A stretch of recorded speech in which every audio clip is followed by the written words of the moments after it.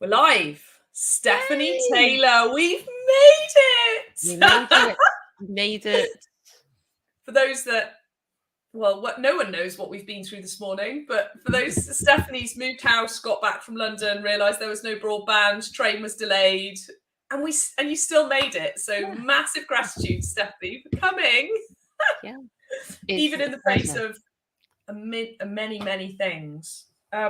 Welcome to my podcast. I came on your podcast a week before starting mine. And I was just saying to you before we came live, it's like a bookend, because you are now on the last one of my first season before we break for summer. So I'm honoured to have you. I'm a little bit like, Stephanie, for those of you who don't know, Stephanie's a big deal in the podcast world. Your podcast have you got stats on your podcast? You must have. I don't have your stats, but you're a top. Well, one of the exciting things is I learned I'm in the top 1.5% of podcasts globally, which is pretty cool. That's a freaking cool stat, man. I'm like, and she's on my podcast. This is so cool. And what's the other one? I've got over 100 5-star reviews, and people with smaller podcasts tend not to have so many. So I'm pleased about that as well. Epic. Top 1.5% in the world of podcasts. That's awesome. Yeah. And how long have you been podcasting? I started in the lockdown in I think it was the end of May, beginning of June 2020. Cool. It's a couple of years, isn't it? Gosh, time just really flies. Time, those 2 years, it's like, oh yes, it's just boom. There's an extra 2 years. It's like the lost 2 years of COVID. Yeah, cool. But now we're back out. We're back out. Now we're back out, and hopefully staying out. We'll see. And for people who don't know you, although I suspect lots of people who listen to this will know you, Rent to Rent Success. You have a book out, which is super cool. It's been out for a while now. You speak. You were just telling me that the reason you're in London is because you go there and do the rent to rent questions and all the networking and stuff. You've got your own portfolio. Mm-hmm. You do property. And the thing I think that there is for me to say about it is that I love the way you do property, because whatever you think out there of the property world, there's a lot of bad in our industry. Unfortunately, and there's a lot of money, and there's a lot of, sometimes it could go up, fraud, lies, inflation about how deals look. I mean, it's a bit icky. I hesitate sometimes to put myself in the property people world for that. And then on the other side of it, there's an amazing community of insanely brilliant people doing some really cool stuff. I mean, just in the last few weeks, you're here. I've had Paul Fosh on, the auctioneer, Howard from Harvey Bowes, who does all the brokering. Some really cool people.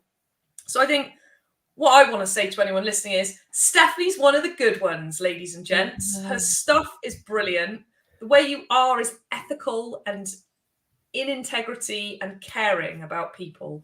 And you've been doing it for a while. Yeah. And the thing that excites me about it is that I haven't been doing it for that long. I've been doing it for 6 years. And a lot can change in that time. So 6 years ago, I was just minding my own business in a normal 9-to-5 job, had no idea that property investing, applied to me specifically. Yeah. And then we just started off managing properties and then buying properties. And now we're doing commercial conversions, and we're specializing in blocks of flats. And we've got blocks that we own between 4 flats and 12 flats. And I think the next one we're going to make it bigger, because the hassle you have to make 4 flats is similar to the hassle you got for 12. So why not make it 24? Absolutely. And as Howard says, the air is thinner the higher up you go.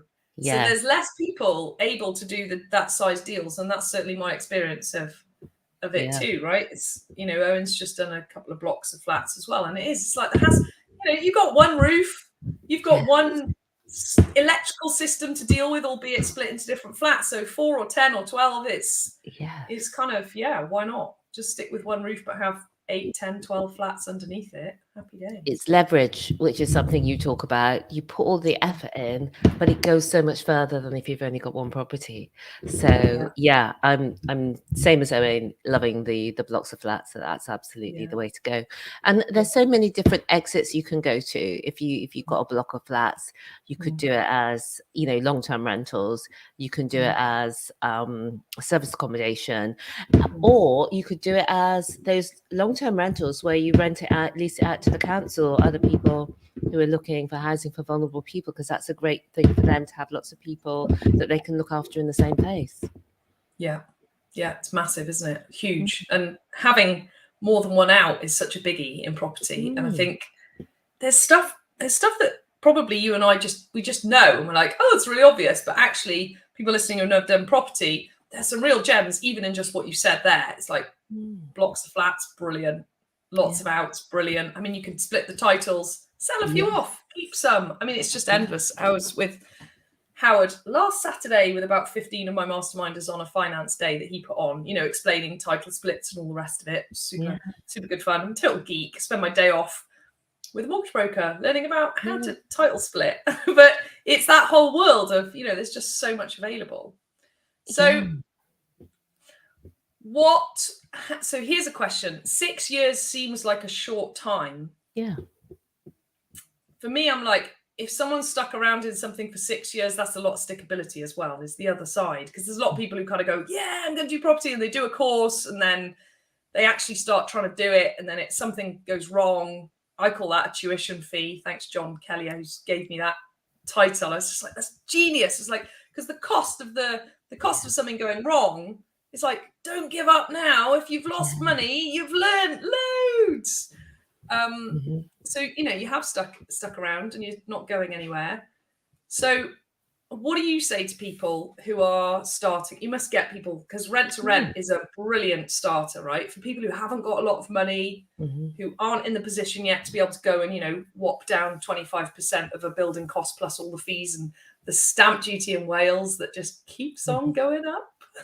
Yeah. So what made the difference? How come you left your job, stuck in it, and are now here with a book and a podcast and a portfolio? Whereas I bet there were lots of people who started with. Did you go on a course? How did you start? What was the thing that made you? Yeah, I went on a day course. I do like to know what's what. But yeah, the question is, you know, why have I stuck at it and other people might not stick at it? But this is the thing. People think they don't have stickability, but everybody has stickability, because we're all sticking at those bleep, bleep, bleep jobs, you know, for 20, 30, 40, whatever years. We're all complaining, or many of us, or the people who are interested in starting in business certainly know that there's something more and that they want to go into it. And they think, maybe I don't have stickability. You do have stickability. You're sticking at your job. You're sticking with it through thick and thin. But when you think about that, you probably think, I'm doing this because I have to do it. I must do this because I need the money, or whatever reason you give to it. So you just bring that into whatever you do next. I must do this. This is my destiny. This is what I'm supposed to do. So when I came into property, it just felt important. Like the energy I brought to it was, I'm going to do this. I don't know if I can do it, but I'm going to try my best. I think I can, because I can see that other people have done this, and I think I've got the skills, you know, to do it. And the worst that can happen is I go back to my job. And then that just gave me freedom to just go at it and make it work. And did you have a period of time where you were in your job and doing property? How did you actually do it? What was the transition? I was a contractor in financial services. I've had so many different jobs. I've been in every sort of financial position. Well, not every, but I've been on benefits. I mean, I've been where I really had to actually count the pennies out. It was the days before digital banking, etc. You actually had cash. I used to go and collect it at the post office every 2 weeks, and then I've been in jobs that were not very well paid, where you actually do work just as hard, if not harder, than some of the higher paid, more focused jobs. I was finding that the field of focus, as I went up, the field of focus was narrower and not wider. And And the jobs were actually easier when I started getting better paid. That blew my mind.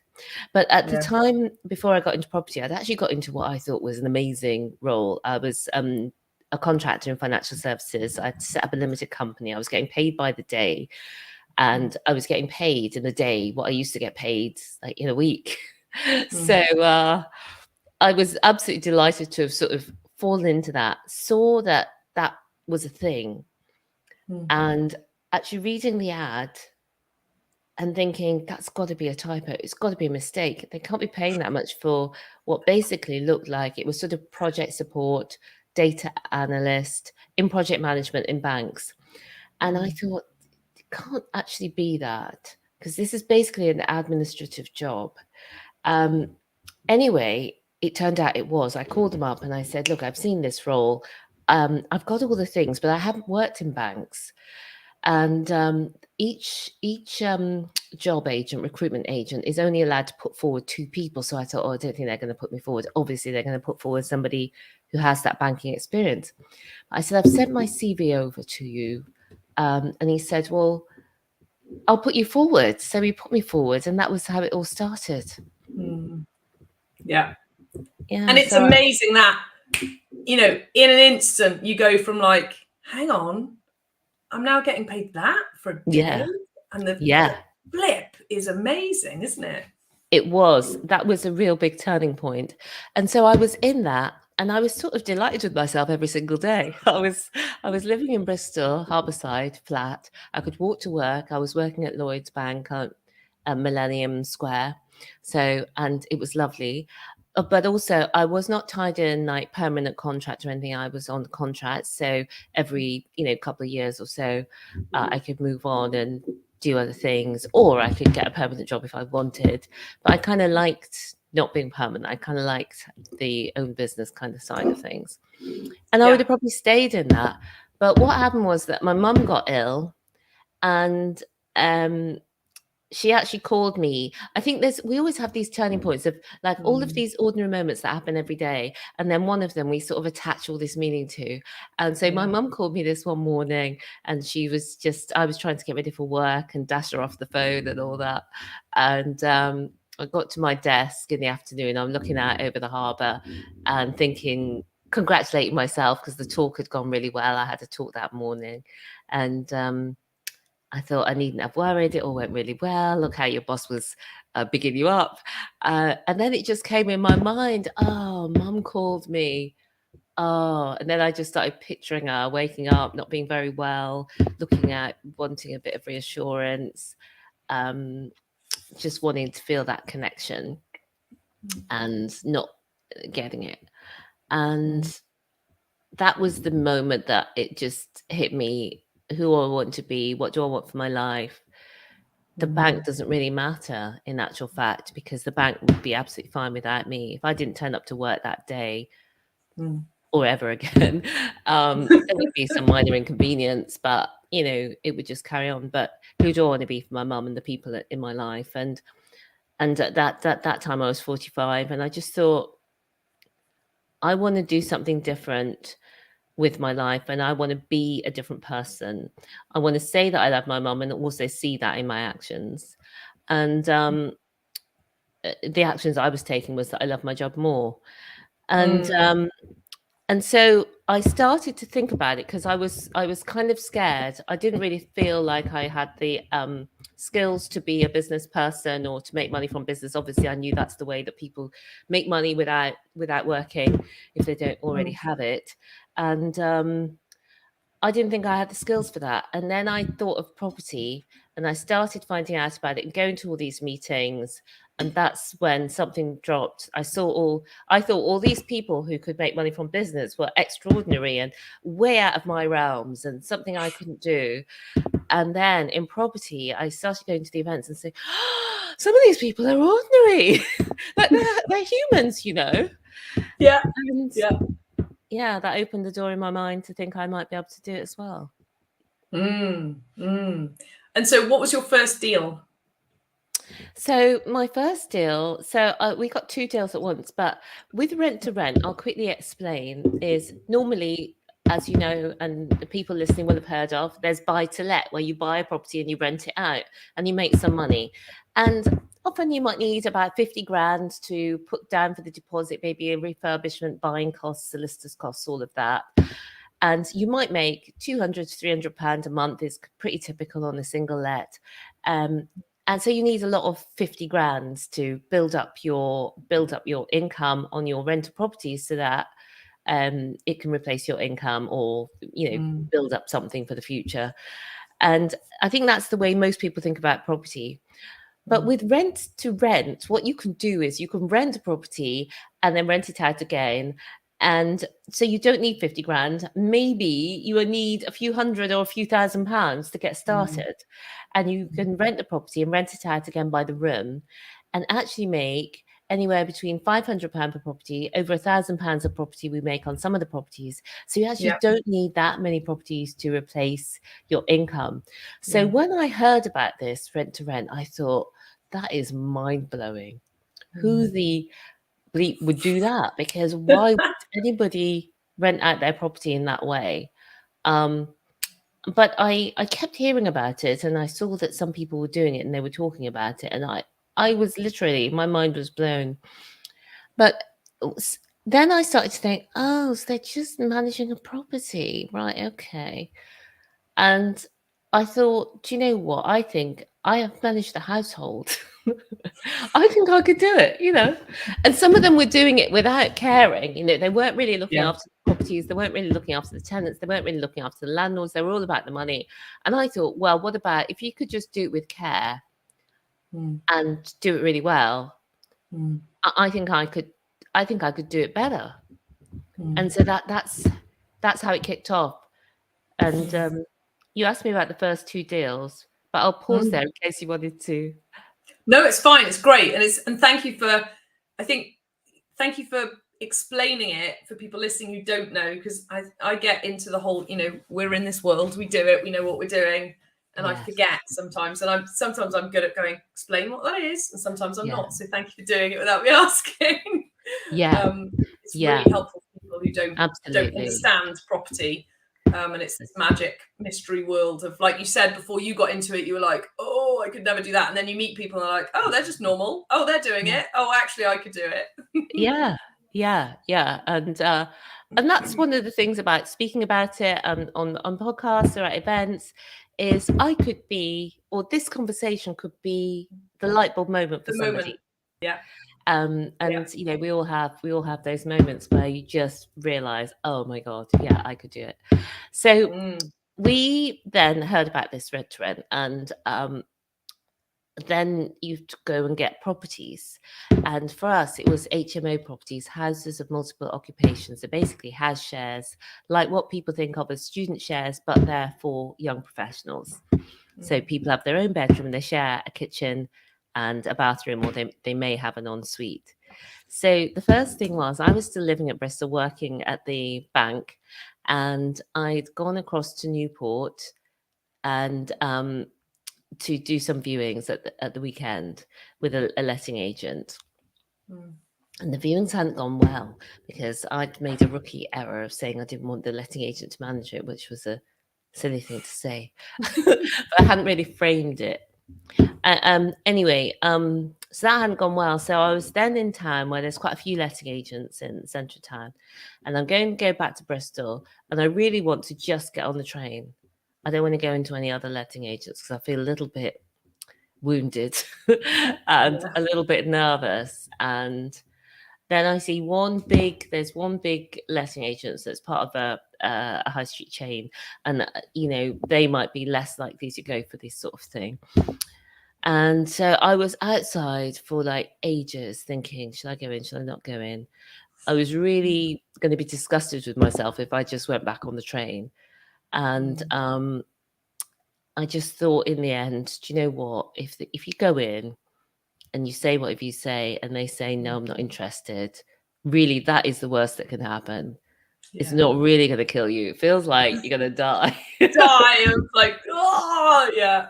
And that right there is just that's the difference between people that make it and people that don't, right? It was all there. You didn't want to do it. You've had enough. You're ready to give up. and you still went in. And that's the difference. That's the difference between success and failure, ultimately. I think, the difference between On a success, moment by moment basis. and failure is just being willing to fail. Yeah. So then I realized that, that's the worst that could happen. So if I go in, she says no, that's it. But I've got some experience of doing it. Yeah. And I'll probably be better the next time I do it. And but what happened was, so I went in and I said, "Have you got any HMOs?" in a very sort of high-pitched voice. And she said, "Oh, no." She says, "We don't do anything like that." She said, "No." She said, our landlords wouldn't go for it, and our headquarters wouldn't go for it either. And luckily, I had a moment of inspiration, and I said, "Well, have you got any landlords on tenant find only? So then, if they decide to go for it, you can see what we do, and then you might be able to. Then you might feel that you want to recommend us for your fully managed landlords."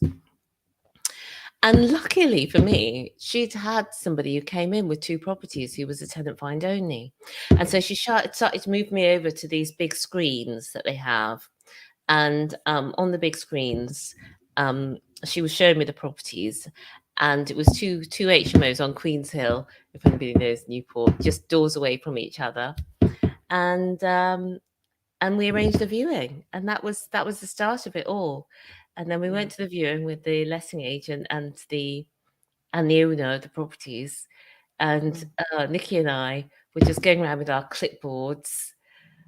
We just must have looked so green, and just saying things like, "Oh, of course we'll change the carpet. We're changing this. We're changing that." And,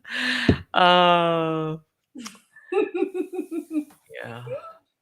It's just brilliant though, and that's it. And then you were off, right? Yeah. Just like that.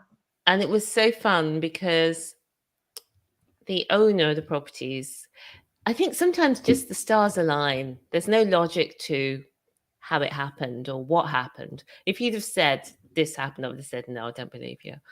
But what happened was he was in his 50s at the time. He was working a job he really loved, married, got no kids. But in a way, he'd got too much money to, his biggest thing was moving it all around and tax and all of that. And so, yes, ladies and gents, you heard that right. Some people have a problem called too much money. It yeah, exists, right? People don't believe it exists. yeah. I was talking to my coach this morning because I have a session with my coach every Tuesday morning, and we were talking about where my masterminds are going and what we're doing. And there's a whole piece of work called educating people that there's loads of money in the world and that there's enough for everyone, and that some people have a problem called too much money and some people have a problem called not enough, and that when you work together, miracles happen. It's just brilliant. Yeah. And of course, it's all relative because what that person thinks is too much for somebody else might not be enough. But exactly. So his problem is too much because he has, or too much income, because obviously the income gets taxed.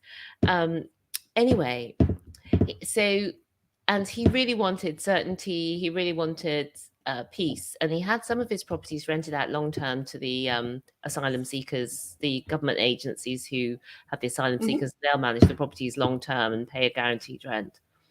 And so he was quite interested in that idea of the guaranteed rent, and he'd already had experience of it and liked it. But he couldn't give these particular properties to that company because they can't take too many in the same location. And he'd previously had 4 people come around to look at it, but luckily for us, they smelt, so he didn't get a good vibe from them.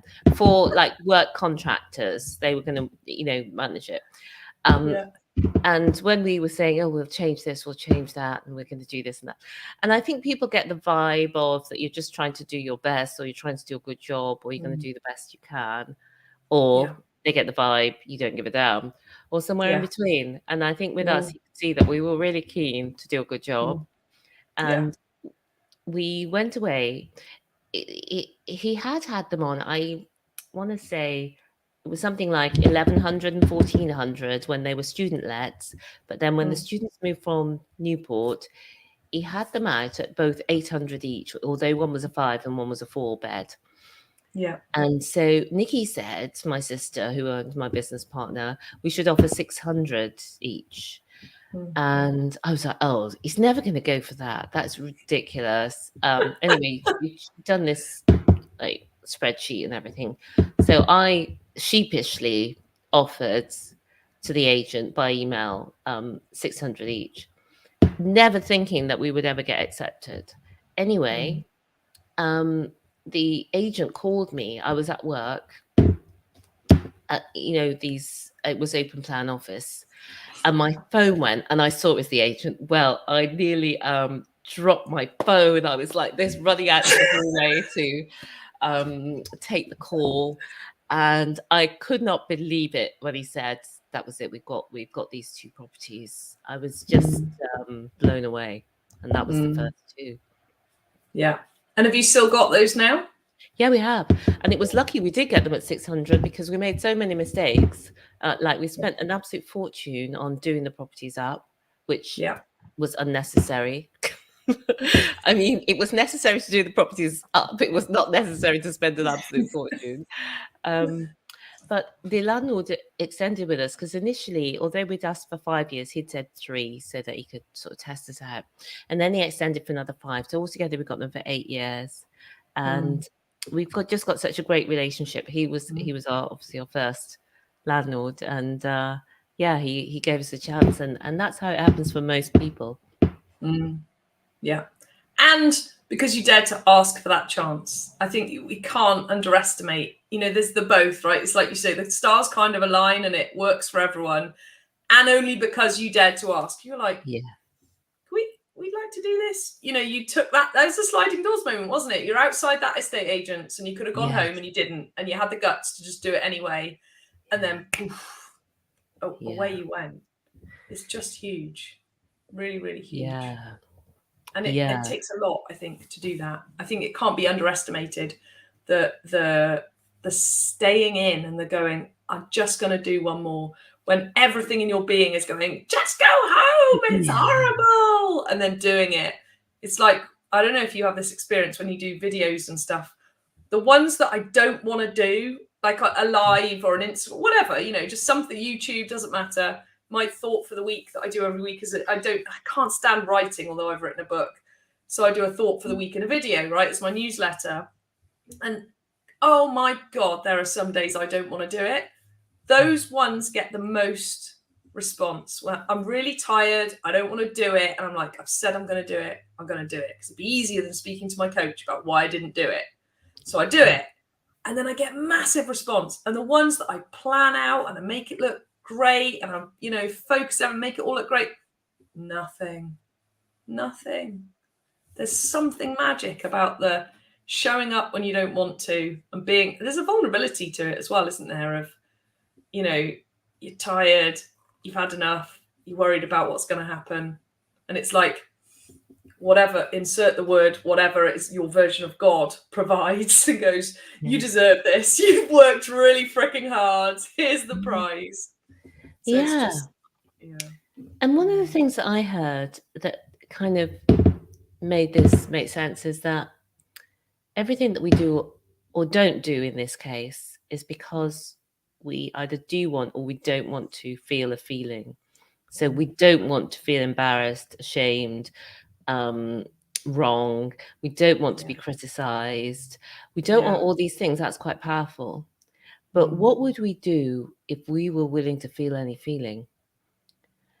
And when I heard that question posed, I thought, wow, that is a big one, because we will have those negative feelings anyway. Like if I didn't go into that letting agent. Yeah, you felt like shit as well. Yes. And that's the thing. So we tell ourselves we're protecting ourselves from rejection, from being wrong, from not knowing enough, we're not ready. And we think we're going to feel okay, but we feel like shit if we don't go in. But we also feel like shit if we go in sometimes. And I say choose the road that's taking you closer to your goals, because if you're going to feel bad half the time anyway. Brilliant. Yeah, that's brilliant. then you may as well suck it up, buttercup, and carry on. Yeah, and it just makes life a bit more fun and a bit more interesting, and you've got more stories, haven't you? Yeah. And it's brilliant, isn't it? Like you say, you can have more fun because you go, I hate this, I don't want to do it. Oh well, we're gonna feel like shit anyway, so let's just go in, let's go for it. That's a brilliant way of looking at it. I love it. Yeah. And I think there's a bit here as well to really highlight to people about, it's about relationships and it's about people. It's such a people business. People think it's about money and figures and does the deal work. It's like, it's about people all day long. All day long. It is. And anything that is your, I was going to say, but the thing that's against you, like we're two black girls in Wales, not really experienced in property when we started out. Yeah. And so people did ask us about that, and do people take seriously, etc. But the thing is that whatever you're given, like the cards that you get, that you're playing life with, there's good things about them and bad things about them. So for us, because we are different, we notice, people remember us, people know who we are. So it was easier for us to become well known in this, in Newport than maybe if we were white and male. And and then the other question, do people underestimate you? Well, yeah, of course they do, because there are fewer people who are like us, who are property investors, especially where we are. And so people don't expect that. And, I didn't expect that. And so, but it's easier to impress people as well. And I like that. That's a brilliant way of looking at it. It's ways to impress people. Their expectations are low, so we can just go on in there. Yeah. The main person who has to believe in you and, believe, inside your power is you. We all have to believe in our own power and what we're doing, and not let the doubts, or if other people don't believe in you, even if they're close to you, don't let that influence you. We've got to stay stronger in our belief in ourselves. And this sort of came to me when we bought a property, which was a 12 flats in a block in Stowe Hill in Newport again. And it's got a little shop on the front. One of those units is a commercial, and it's a little shop. So I just was in there with the builder. We'd completed the main house, and I was just in the shop with the builder. And as I approached, I could see he was talking to one of the neighbours. And I just assumed she was a neighbour, and she was asking about what we were doing, what he was doing with the shop, because she obviously thought it was his building. So I joined them in the conversation, and I explained, we hadn't decided what to do with the shop yet. And she was absolutely shocked. And you could just see it on her face. She wasn't intending to be insulting or anything, or She was just shocked, and said, "Oh, you were in the building?" I said, "Yeah." And I took her in. I showed her, because it was quite a big transformation inside. We'd just done it up. We'd had an interior designer, and it looked amazing, because they were a bit of a, they were awful. They were what you would think of as bed sits, but with like rubbish everywhere, sort of really skanky kitchen units sort of hanging off on a bed, dirty mattresses, broken wardrobes, etc. That's painted down windows and stuff like that, and horrible carpet. But anyway, she came in, and she was so impressed. And after she'd gone, I was just standing there in the room thinking, at one time in my life, I would have been it seemed too far-fetched to even imagine owning my own home. And now, not only have we got our own homes, we've got like these portfolio of properties, and we can leave them in trust. Everything, we're just in charge of them. We're just custodians during our lifetime. But everything that we build up, will go on after we've gone. Yeah, it's magical, isn't it? Yeah, the number of times I've been at a house and people assume I'm the estate agent. It's like, No, it's mine. And that moment, especially when I meet contractors and builders, and they kind of look at me, and it's almost like I can see the cogs turning. They're going, does she have a clue what she's doing? Yeah. Can I speak to her? And then I'll start speaking and be like, and I think this, and they're like, oh, it's just that. Yeah, especially because you look so young as well. Yeah. As well as being female, I think they don't expect it if you're a woman, but also more so if you're a young woman and you look so young. Yeah. Yes, I've had that show up in person. They go, oh, you look much younger than you sound. I'll take that. That's okay. That's cool. But yeah, it is. It's funny, isn't it? That whole perception and it's a bit like I kind of felt like I went from kitchens into the building. The building industry is very like kitchens. It's very male dominated. The whole world of banter, hard working, long hours, heavy, lifting things and all of that world. So it's very similar to kitchens. Much more money than kitchens. Other than that, everything's the same. So it's a funny place to be. Yeah. And where are you going? So you don't just have rents now, you own stuff as well? Yeah, so we've got the property management business that's called HMO Heaven, where we manage the house shares.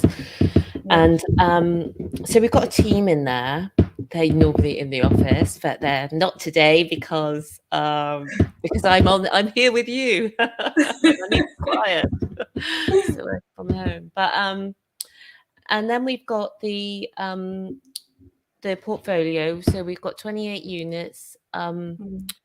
And we just want to build that up, and we're going to set it up in a trust to house people, but we get to frame who will be able to live there and so on, and who will obviously be the trustees afterwards. But that's something that has come to me in the last sort of year or so, that would be a great thing to be able to do, and to set it up all that way from the start. I mean, there are rules about when you can put it into trust, but that's the journey that we're on, so that everything we're building up will continue.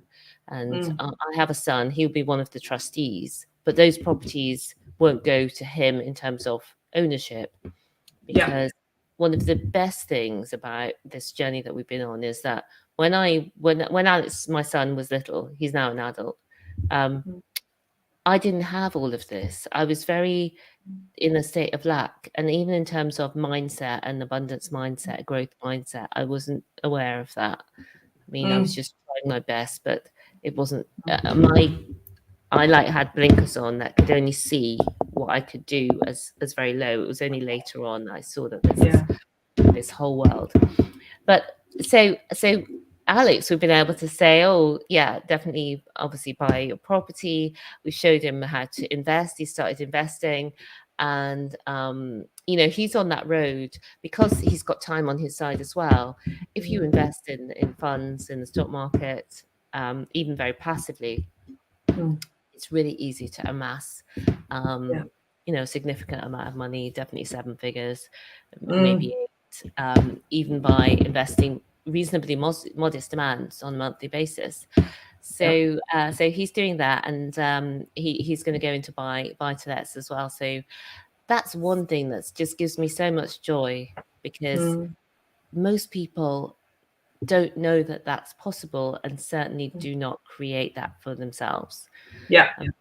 I was on the tube in London this morning, and there were older people getting up. I caught a very early train. I was on the tube, after 6ish, and the train after 7ish this morning. And there were older people who were obviously getting up that early to go to work. Wow, it's maybe that's what they wanted to do. Maybe they enjoy it, but it's nice to have that choice. Yeah, I'm fascinated by the trust conversation. There's a conversation between me and Owen personally, but also me and my groups, because I've got 6 joint venture groups, but 3 of them have been going, a couple of years now. They're starting to, they've done the stickability, they've got some properties, stuff starting to happen, and we're looking, going, there's more wealth than we need here.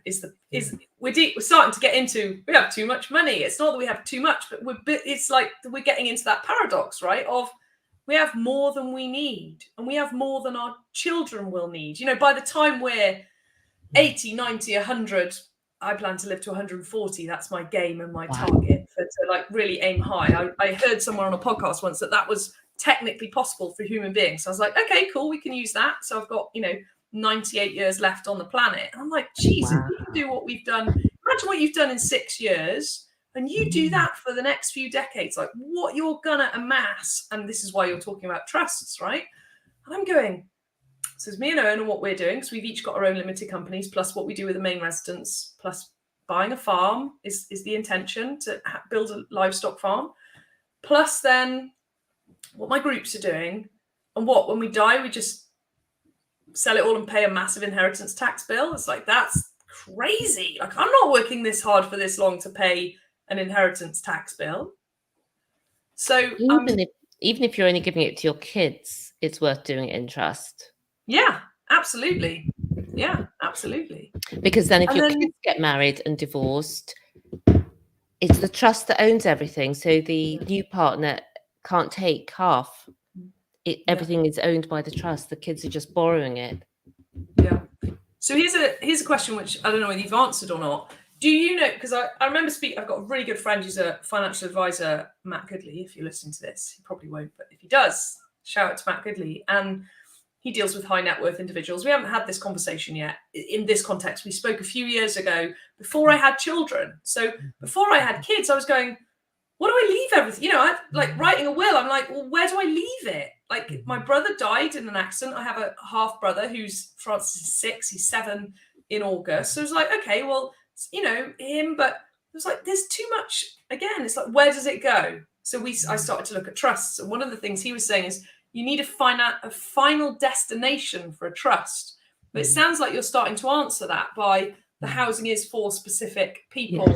Yeah. And then the income is coming out to your family members and whoever you decide for it to go. Is that what you're doing? Or yeah, so I'm still learning it, but the idea is, well, you kind of know of trusts and things that you can apply to, and they're for very niche groups, like it might be for cricketers, or it could be for chefs, or chefs who have had this experience, or people who used to be in the services. So you can choose, if you want to define it that way, who can live in your properties, who can rent your properties, what they're for, who can be a trustee of your properties, and what that means.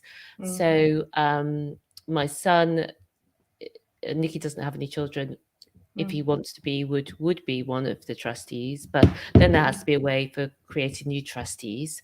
But I can't remember the question there. What was it? So what's your ultimate destination? So outside of your son, where does because there's this thing about, like, you've got the trustees and then you've got the beneficiaries, right? Yeah. And there's in property, there's, I guess, two beneficiaries, because the beneficiaries are the people who get to use the property. Yeah. And then there's the beneficiaries of the trust. So like your son could be a beneficiary of the trust and he could be a trustee. Yeah. And so then it's like, how do you keep it going long term? So how do you, and again, I'm just looking into this now. So it's just a fascinating conversation. It'd be lovely if anyone listens to this who goes, actually, I can add some of this conversation. Please send me and Stephanie a message. We're fascinated in this conversation, obviously. Yeah, I see it as an accommodation and education trust. So it will be doing things, accommodation for the people who we choose, and also education for the people we choose, like wealth building education, how to create your own wealth, how to buy your own property, how to spread, what we're doing. And it would be just like the trusts that already exist, because there's a way that they pass on, because those trustees don't live forever.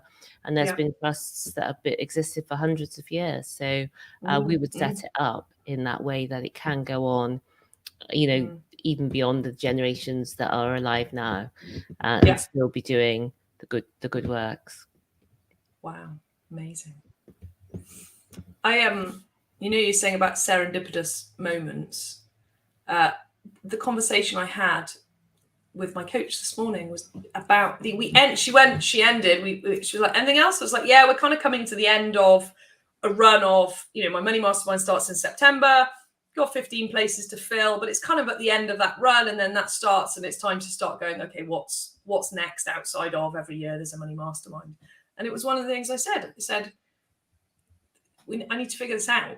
And then here you are on the podcast saying, I'm doing this, and we want to do an education. And Lucy had said, shout out to Lucy, had said, you can create financial education.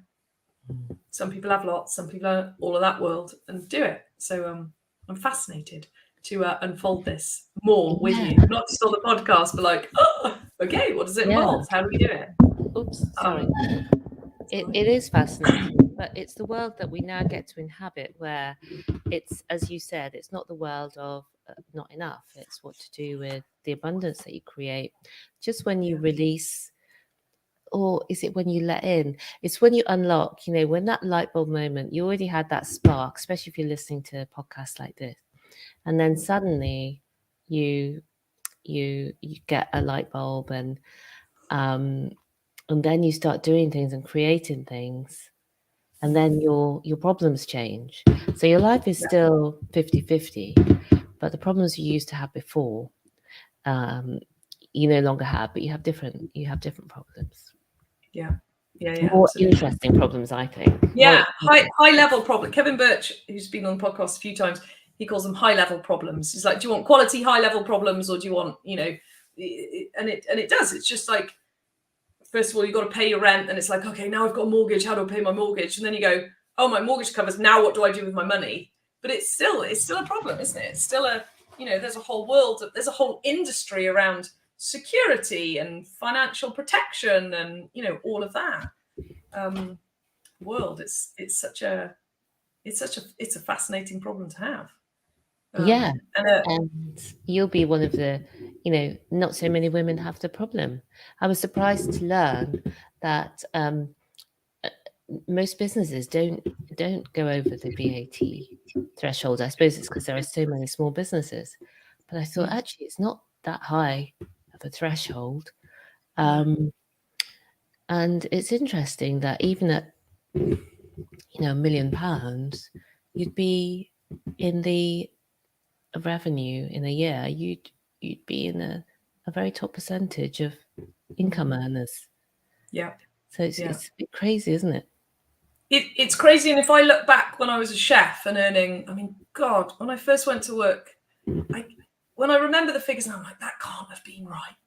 I was like 18, went to work for Raymond Blanc in his 2 Michelin star restaurant. There was a whole world of, we don't pay you cash, we pay you an experience. And it's like, yeah, all right. And also, when I look back now, I'm like, geez, we worked for nothing. And, whenever I went anywhere, I worked for Raymond Blanc for 3 years. They were like, which job would you like and how much would you like to get paid? So it works, right? It's true.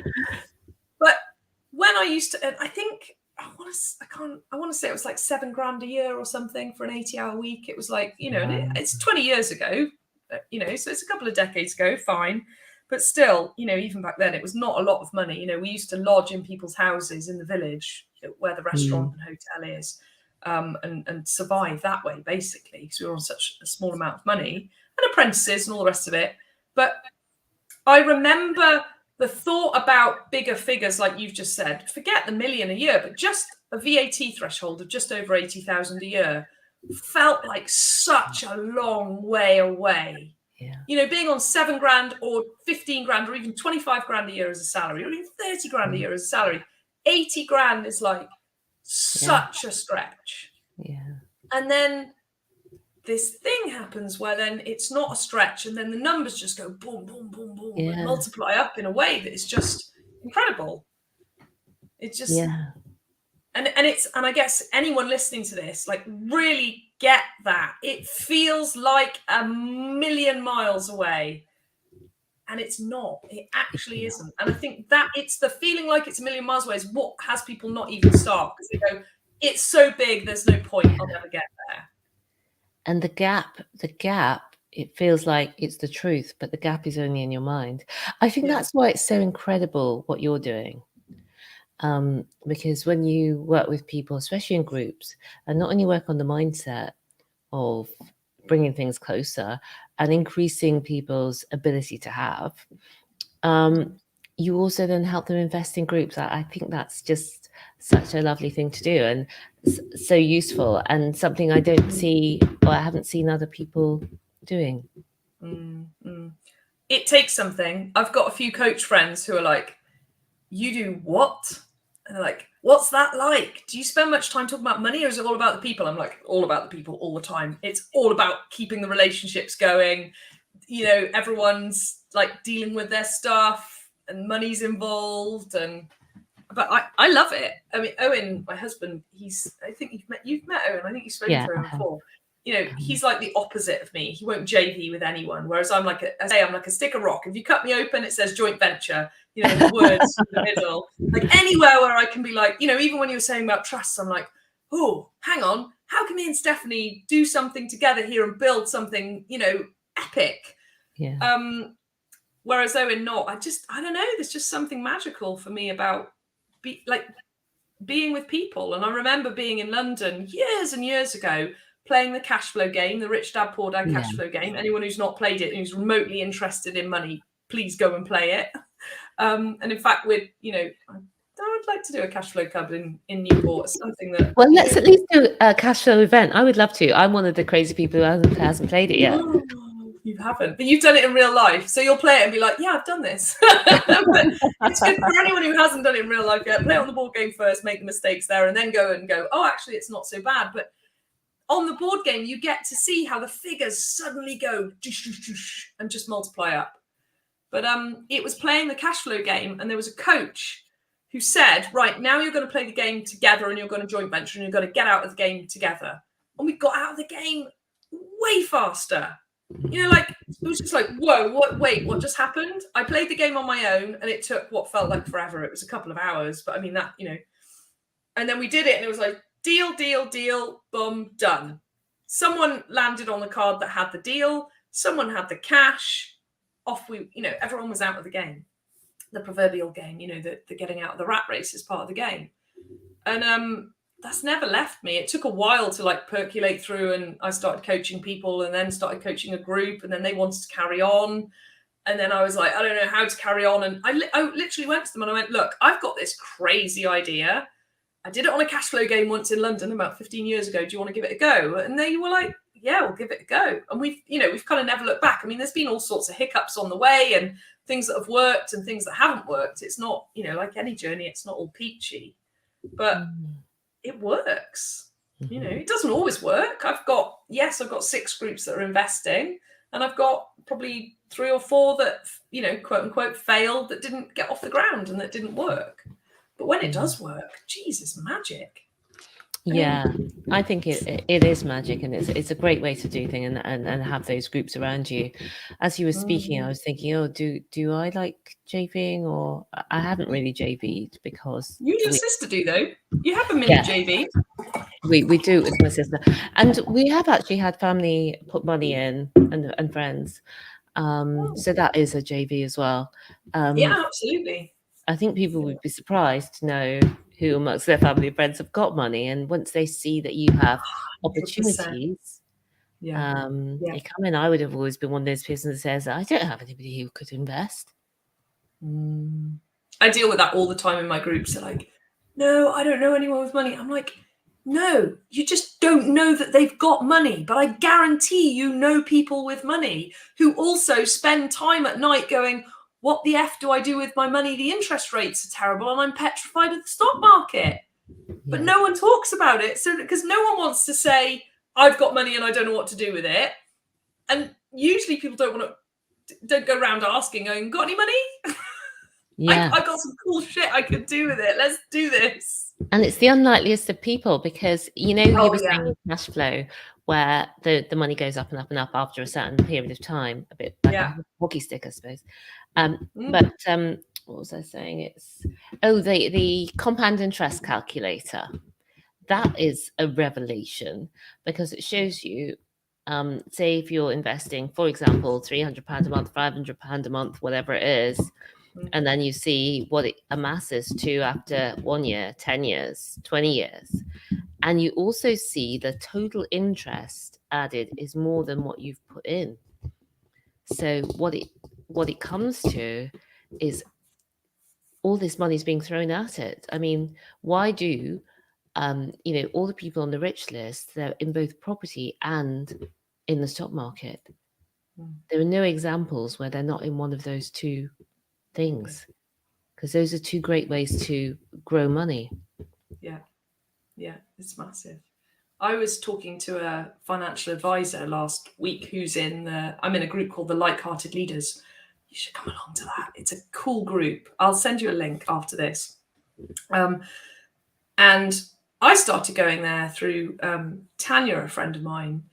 And I was kind of looking for a place to go where I like to be the dumbest person in the room. And I was like, I need somewhere, where can I go where I'm challenged and I feel like the new kid on the block? I've been isolated in my business and working away and not networking anymore and all of that. So anyway, I went along and there's a financial advisor there, favorite kind of financial advisor, super skeptical about property people, super skeptical about coaches, really like, what do you do and why do you do it?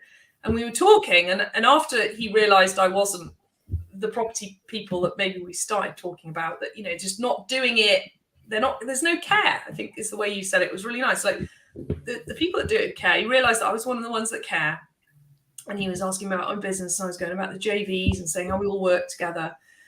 And I was saying, one of the problems I have in my business is that the people who start saving a small amount of money, once they've gone from, if they've got debt, into debt, and if they're spending all their paycheck, they now got money each month, whereas before it would just all be gone, is the most common thing that I come across. And I said, where do they put their money? How do they make any decent returns? And he said, they can't really. There's not actually that many places to put it to make good money. And I said, I think I've come up with something with one of my groups, with Wayne Farmer, who you know, and Igloo. Yeah. And we came up with it because they do rent to rents, right? They're most of my groups don't do rent to rents, but Igloo have done rent to rents, mainly because they didn't have money, right? And they've been on my podcast. They won't mind me talking about this. Everyone's going, oh, love that episode. Details. Have you heard that one? Yeah, right. Yeah. So they've done a load of rent to rents. And so in rent to rents, because the payback is quite quick and the amounts are quite small, they've basically, through like conversations, I'm not sure where the idea came from, but through the conversations came up with, well, with a rent-to-rent deal, it usually pays back the amount we need within a year. And then the rest is profit. And I'd love to know your opinions on, what your stats are. But this is kind of the average they were looking at. They want a maximum of a year to pay back the money that they put in. And then after that, profit. So it's like, fine. So it means they can borrow the money for a rent-to-rent deal and guarantee to have it back within a year and pay 5%. And there's not many places you can put a few £1,000s and get 5% and have your money liquid and have it back in a year. Yeah. And I'm explaining this to Kevin, the financial advisor, and he's going, yeah, it's a big problem. There's a big advice gap for most people who haven't got money. If you haven't got money, there's a thing in the financial services industry called the advice gap, which I think you and I are actually, without realizing it, filling, right? Because you can listen to the podcast, you can buy your book, people will be able to buy my book. Come on our courses. They're in the big scheme of things, I would say they're cheap, compared to what can be charged. And he was like, there isn't anywhere where people can put money, understand where it is, know that it's relatively safe. I mean, outside of Armageddon happening and all of us getting wiped out in the property world because something happens that, just beyond everyone's control. He's like, there isn't really anywhere. Premium bonds, they pay 1% on average. People go, oh, yeah, but you could win big. It's like, yeah, and you probably won't. Yeah. So it's, that whole dilemma for people who have got money, but not loads of money, but got money. Where do they put it? It's, so venturing is huge. Since I started coming into this world and learning more about it and making money from businesses and have to invest it tax efficiently and different things to do with that. What I've seen is it's actually much simpler than I thought it was. Investing in the stock market seemed so complicated to me. And actually, it did used to be more complicated for the average person to do it, but now it's really simple for the average person to be able to set up their stocks and shares account, and it's really straightforward to start. Now that I know it, I can't believe that I was all this time worried about doing it. And they also have such an easy way to start, which is the stocks and shares ISA, for people who maybe whatever reason don't want to invest in property, or maybe they're already invested in property and they want something else as well. Yeah, it's huge. Matching people up, putting them all together, and away it goes, right? In your groups? Well, yeah, but everything, like even what you're doing, even when you say that, it's like, and so tell me how you work with people. So if people are listening to you, because I don't actually, it's really funny, right? We had, we spent some few hours together the other week, and we're starting to get to know each other. For people who don't know, we don't know each other that well, but we've always, we kind of bumped into each other and all the rest of it. Yeah. So I don't know how you work. So if people are listening to this going, how do I work with Stephanie? Can people even work with you? Are they allowed to? Obviously they can buy your book. Yes. That's good. And they can listen to your podcast. But how do you work outside of that with people? Yeah. So basically, the people that we mainly work with are people who want to make money from property without buying it. They want the ethical way to rent property and make money from it. And so for that, there's a lot of different levels. So as you said, we've got a rent-to-rent masterclass. Well, you didn't say that. You said we've got a book. You've got a rent-to-rent masterclass, which is also free. That's a 90-minute free training, which just shows you behind the scenes how to do rent-to-rent, how other people do rent-to-rent, how we've done it. And it also gives details at the end about our mentorship. And we've also got the book. And the book is also the 6-step. It's a 6-step system, an ethical way to make money from properties you don't own, between £500 and over £1,000 every month. And so those are 2 free ways, but you've also got the podcast, there's a YouTube channel, there's our website at rent2rentsuccess.com. But if people want to work with us on a closer basis, then we've also got a mentorship program, and it's called the Rent to Rent Kickstarter program, and it's for 3 months. A lot of other trainers do 1-day, 2-day, 3-day courses where it's all very rah. So excited, give it to me, I want to get started, I'm ready. And then once people go to implement, there's no any help. And as we talked about earlier, it can be so scary getting started. And that's why you need a lot of coaching to help you get over your own bullshit so that you can actually do the thing. And all of us humans are the same. And no matter how confident we are in whatever we're normally doing, it can still be scary starting up something new. And so the Kickstarter mentorship is really it gives you the 6-step system that we talk about in all the other places, but it also gives you every template, checklist, contract, everything that we do and the how-to of it. And it also gives you us. So we're with you live every week on a group call to go over where you're up to, what any problems you have, anything you want to celebrate with us.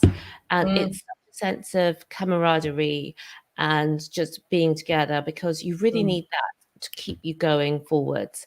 I think sometimes on their own, people can slip back, but when you're in a group, it really has such a huge impetus. And the other thing that people really love about it is the online community. We've got a Kickstarter community Facebook group where we're in there every day as well, doing the same. So that's the Kickstarter mentorship. But if people are interested in that, I always say to them, do the masterclass first. And if you go to rent2rentsuccess.com/Alex, this will be live by just after this show. Then you'll be able to get that free masterclass. And if you like the way we do that, if you like what you hear in that, if you think it's for you and you like the way we teach, you resonate with us, then that's a great way to decide if you want to do the mentorship. And then you can always book a call with me afterwards. Brilliant. And I will get the link. I'm just making a note to put the link in the everywhere this shows up. So if you are listening live, then don't go there yet. We've just created it on the fly as we speak. So So anyone who thinks that I plan my podcast, they can now get that it really isn't. We just so that's how that's how people can work with us if they want to start in rent to rent. And the other thing that we do is that we've become certified coaches because this world has excited us. Everything that we created in the last 6 years, we created from our minds. I mean, I was the same person. I had the same potential, but I thought I couldn't do it. And then once I changed, and then I realized the power of the words that I'd heard before, which I definitely poo-pooed, which is, your thinking creates your reality. I'm like, no, my reality is how it is. Anyway, I really could not see it. And I thought it was a load of this life coaching. I'm like, no, please give me a break. They're just totally ripping people off. But when it really changed our lives so much, we both became, my sister and I, certified coaches. And we've also got Blow Up Your Life, which is all about women over 40. blowupyourlife.com is the website. Women over 40 as well. Seeing what they really want, living their true desires, and blowing up their lives, blowing up what they, re-choosing everything, and also the accountability to move towards the new goals that they have. Amazing. That's an exciting next chapter or book. I mean, that's a whole book in itself, isn't it? Blow Up Your Life. And even if it's an actual book that you guys write, but just a book of your lives, of what you're doing next. It's huge. And so is that property led or not necessarily? So people can they can come along and literally blow up their own lives with you guys supporting them. And sometimes it's about it's usually about giving permission. So I recently had a client who's a social worker. She was working really long hours, getting up in the middle of the night working, and people can, you could just see, oh yeah, I can see how social work could be a stressful job. But also, no matter what your job is, you also get to choose how you feel, how you engage with that job, what work you take on. You get to put your own boundaries in place. And I think it's just re-giving yourself permission to control what you control, to take the power back, to not say this job is doing this to me.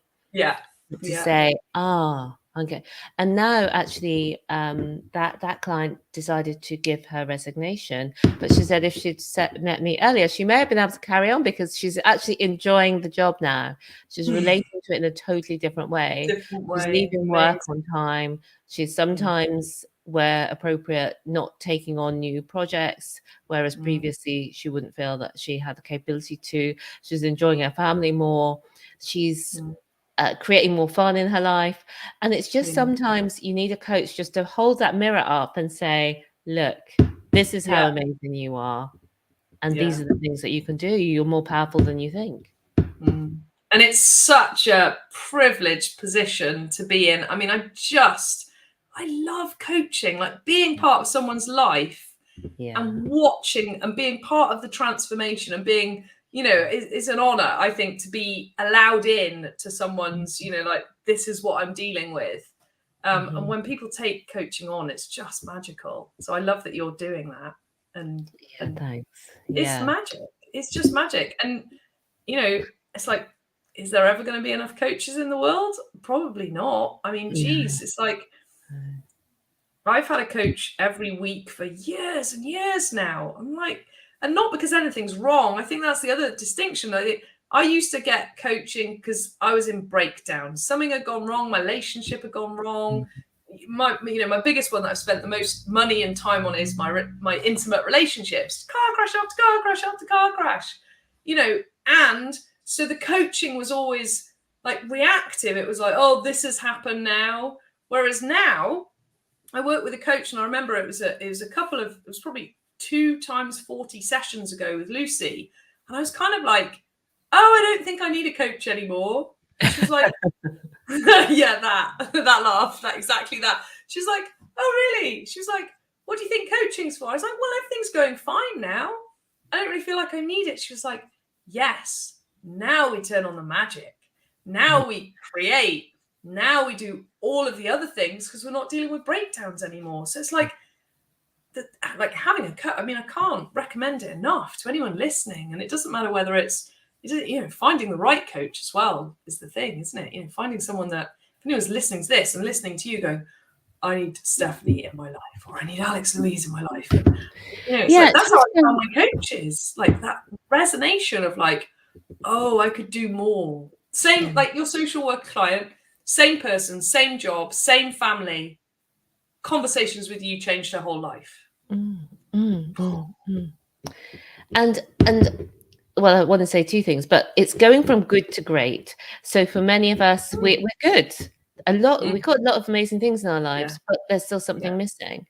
And it's that going from good to great. And also, whatever level you're at, if you're growing to the next level, and people listening to this podcast probably are growth minded. When you're going to the next level, no matter what level you've already achieved, you're going to go through stuff. There's always more. Your brain's going to give you false information that you can't do it, that you've never done it before, which is the never done it before might be true, but doesn't mean you can't. And so I was interested to hear, I was listening to Lisa Nichols. She was saying that she had a conversation with Oprah, and she asked Oprah how many coaches she had, not do you have a coach, how many coaches she have. And Oprah said 4. And Lisa only had 2 at the time. So she said she immediately went out and got 2 more. But I'm just saying that because especially at the higher level, you find that people have coaches because you need to be getting over your own bullshit all the time. And coaches are such an incredible way to do that. Resource. And it's, you can't, you know, we're coaches and we can't coach ourselves. You know, I had a session with my coach this morning. It's like, I coach this stuff to my clients, and I still need someone coaching it to me and reflecting it back to me, right? It's massive. Massive. And I think you coach your clients and you're still a human. And I've still got feelings and fears and scared about all sorts and all the rest of it. It's massive. And I don't think it's talked about enough. I don't think people talk enough about coaches. It's interesting when you say it, like how many coaches. It's like, actually, I have a PT, you know, I go swimming in the cold. Right. So coaching for our bodies, coaching for our, you know, health coaches. I've got you know, it's not all the time, but I have a functional medicine coach that I work with if stuff's not working right for me or the kids. So it's huge, and it's just not, I don't think it's talked about enough. No, mind coaches, they also show you, you know, having a coach also shows you how to create new stuff in your life, because sometimes you think you just got to deal with whatever your brain tells you. So another one I had, and sometimes you can change it just like that in one session. And I had a guy who he was very talented in his job. He was an engineer. He was a very senior role, and great guy, lovely person, and very well respected in his company, big company. And he came to me because he felt really nervous going into meetings in person. He said, I'm fine on Zoom, but the in-person meetings, especially after the lockdown, he's just feeling so unsure of himself.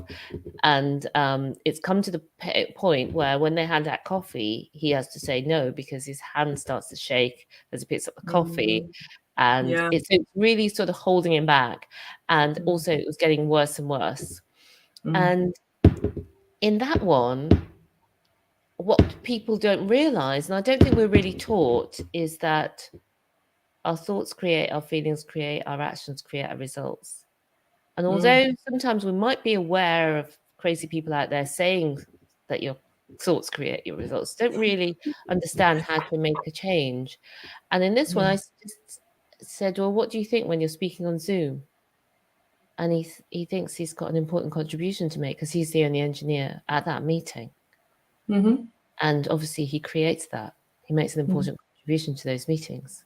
Because that's what he says he's going to do. And when he goes into the actual meeting, he thinks he's not going to be able to communicate properly. Other people are going to be coming out wrong. Sometimes they're saying things that are incorrect from a technical point of view because the other people are not technical people. But he doesn't trust himself to speak. But so the only shift that he needed to make was just to believe when he goes into an actual meeting, I've got an important contribution to make. And although his brain might, automatically give him the previous thoughts it's thought when it's going into that meeting, just knowing that he can reply to himself with, I've got an important contribution to make, it's going to change how he does it. And also he's going to bring in that confidence that he feels on Zoom. It's just going to come with that thought. Yeah. And so he tried it out, and he's just able to communicate. Like, it was like a little bit of magic, as though he's on Zoom. Amazing, isn't it? And once you get that little bit, you think, oh my gosh, I can do this in other areas. And not always will it be as simple as like that one thing. Sometimes you're going to have to practice something, but just having that power in yourself, oh my gosh, I can create my own reality. I'm not just at the mercy of whatever my brain gives me.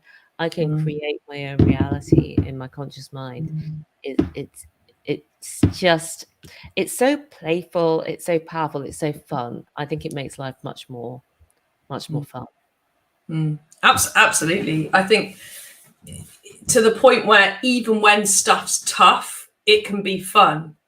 Yes. It's where I'm getting to anyway. And it's, I think sometimes, I'm with my joint venture groups and I'm going, reality's an inside out job. And they're like, stop saying that. Not all the time, but the odd one that's like, this is bullshit. This glass right here is real. Don't you understand? This is reality. And I'm like, yeah. And you still create it. And they're like, ah. And that whole, the way you just described it is just brilliant. And it is, we just create everything how we expect it to go. It does. And it does take something. It takes some practice.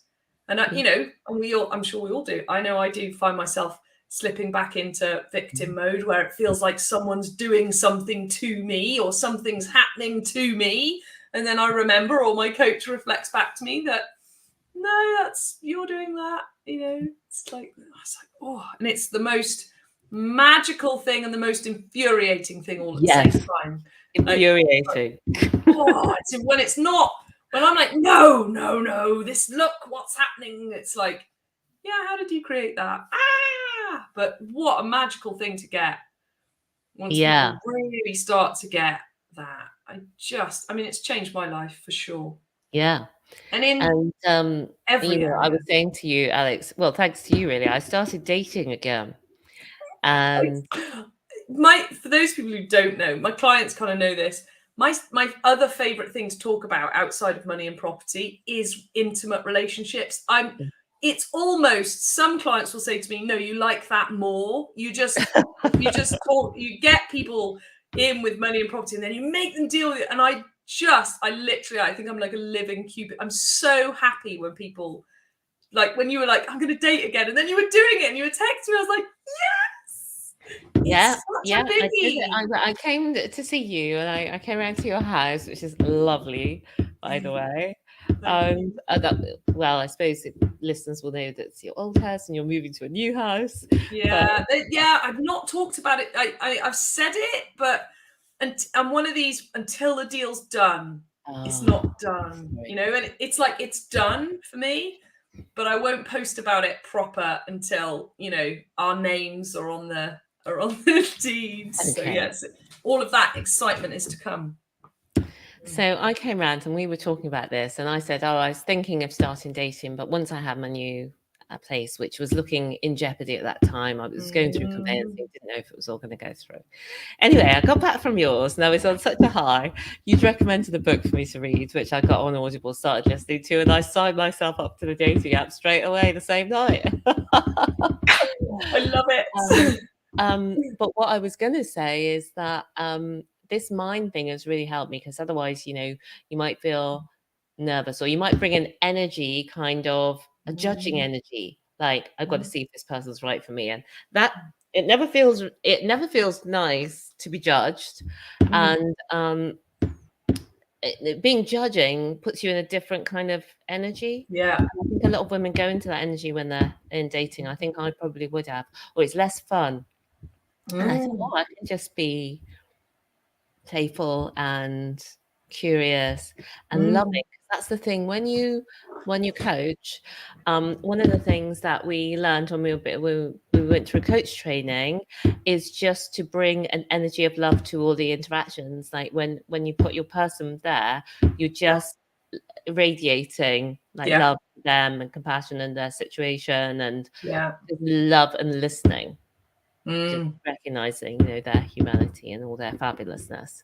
And I thought, oh my gosh, so you could just bring that to the date. So imagine, I turn up to a date and maybe it's somebody who's really not for me dating wise.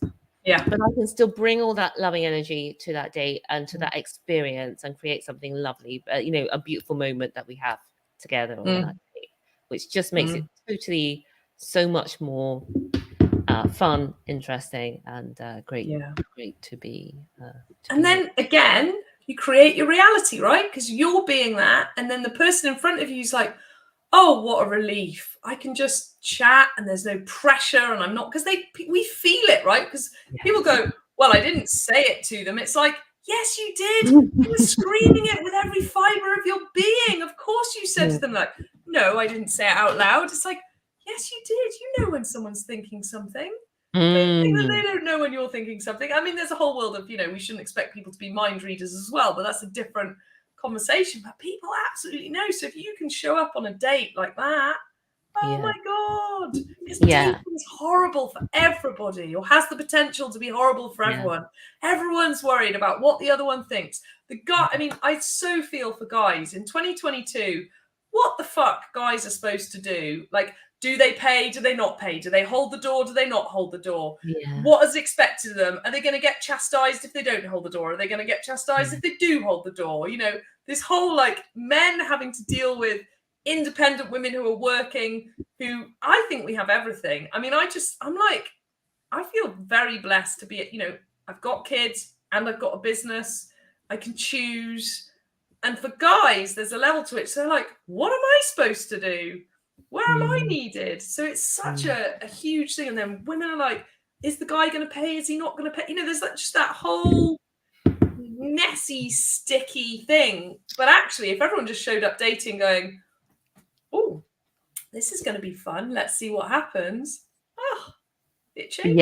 Yeah, absolutely. And so that changed everything. So I think being a coach really helps, because when you're helping other people see themselves and they're like, oh my God, I didn't realize. Obviously, I'm learning all the time as well. When showing them things, I see things myself as well. Yeah. It's been incredible. So I wish that I had known all these things, when I was growing up, because I would have made my life so much easier.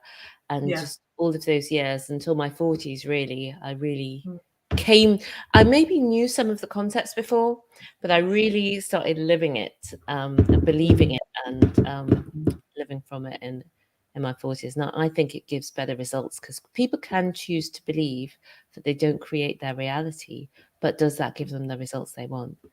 And I think when you believe that you do create for yourself, you show up in a different way.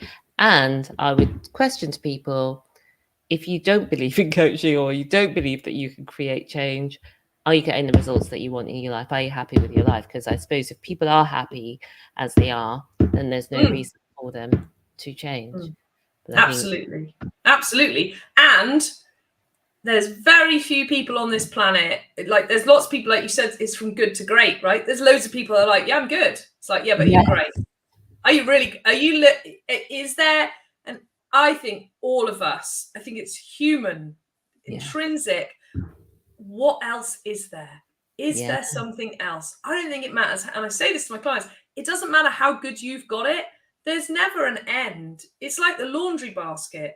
It never ends. You don't suddenly get to the bottom of the laundry basket one day and go, oh, that's it. No more laundry for the rest of my life. I've done laundry now.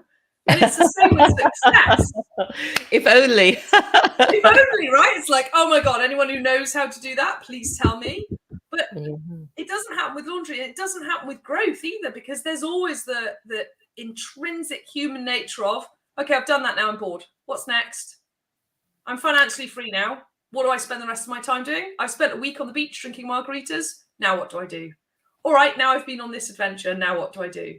It's like I don't think anyone on this planet can really say, no, I'm done. I'm good. I'm just going to stay here and stagnate. Well, I think growth is what makes a life interesting. The position of going from having an amazing job, what I thought was an amazing job, and then creating my own business, that was growth. Becoming a coach, that's growth. Even walking to that shop that day when I didn't really know how to do it properly was growth. People when they're taking their driving lessons, when you learn anything new, when you decide to become a better person, when you decide to start dating even though you're terrified, or all of these things are for your own growth, to creating something for your future you. But what I notice is that although most people do want to grow, not everybody does. And some people are just happy. Maybe they've grown to the amount they want and they're just happy just to stay at that level where there's less risk, less rejection, less hurt. But there's also less of all of the upsides that they would ideally have liked to have had if it could come without the downside. Downsides. It can't come without the downside. Yeah, it's an interesting one, isn't it? And I think being a wannabe farmer and loving nature, it's like there's nothing in nature. Everything's a cycle. Everything's a circle. Nothing ever stops. Like it's either growing or it's dying. You're either expanding or you're contracting. So even, I guess what I think to people who do think, no, do you know what? I'm there. It's like, which are you doing now? Are you growing or contracting? Because you can't stay still. Like human beings physically we can't stay still. I've had this conversation with clients who are losing weight. And so they've gone on a weight loss journey. I don't coach that specifically, but it comes in as part of, life coaching, right? People bring their lives to everything. So although I coach money, usually if people have got weight that they don't want to have, they deal with it.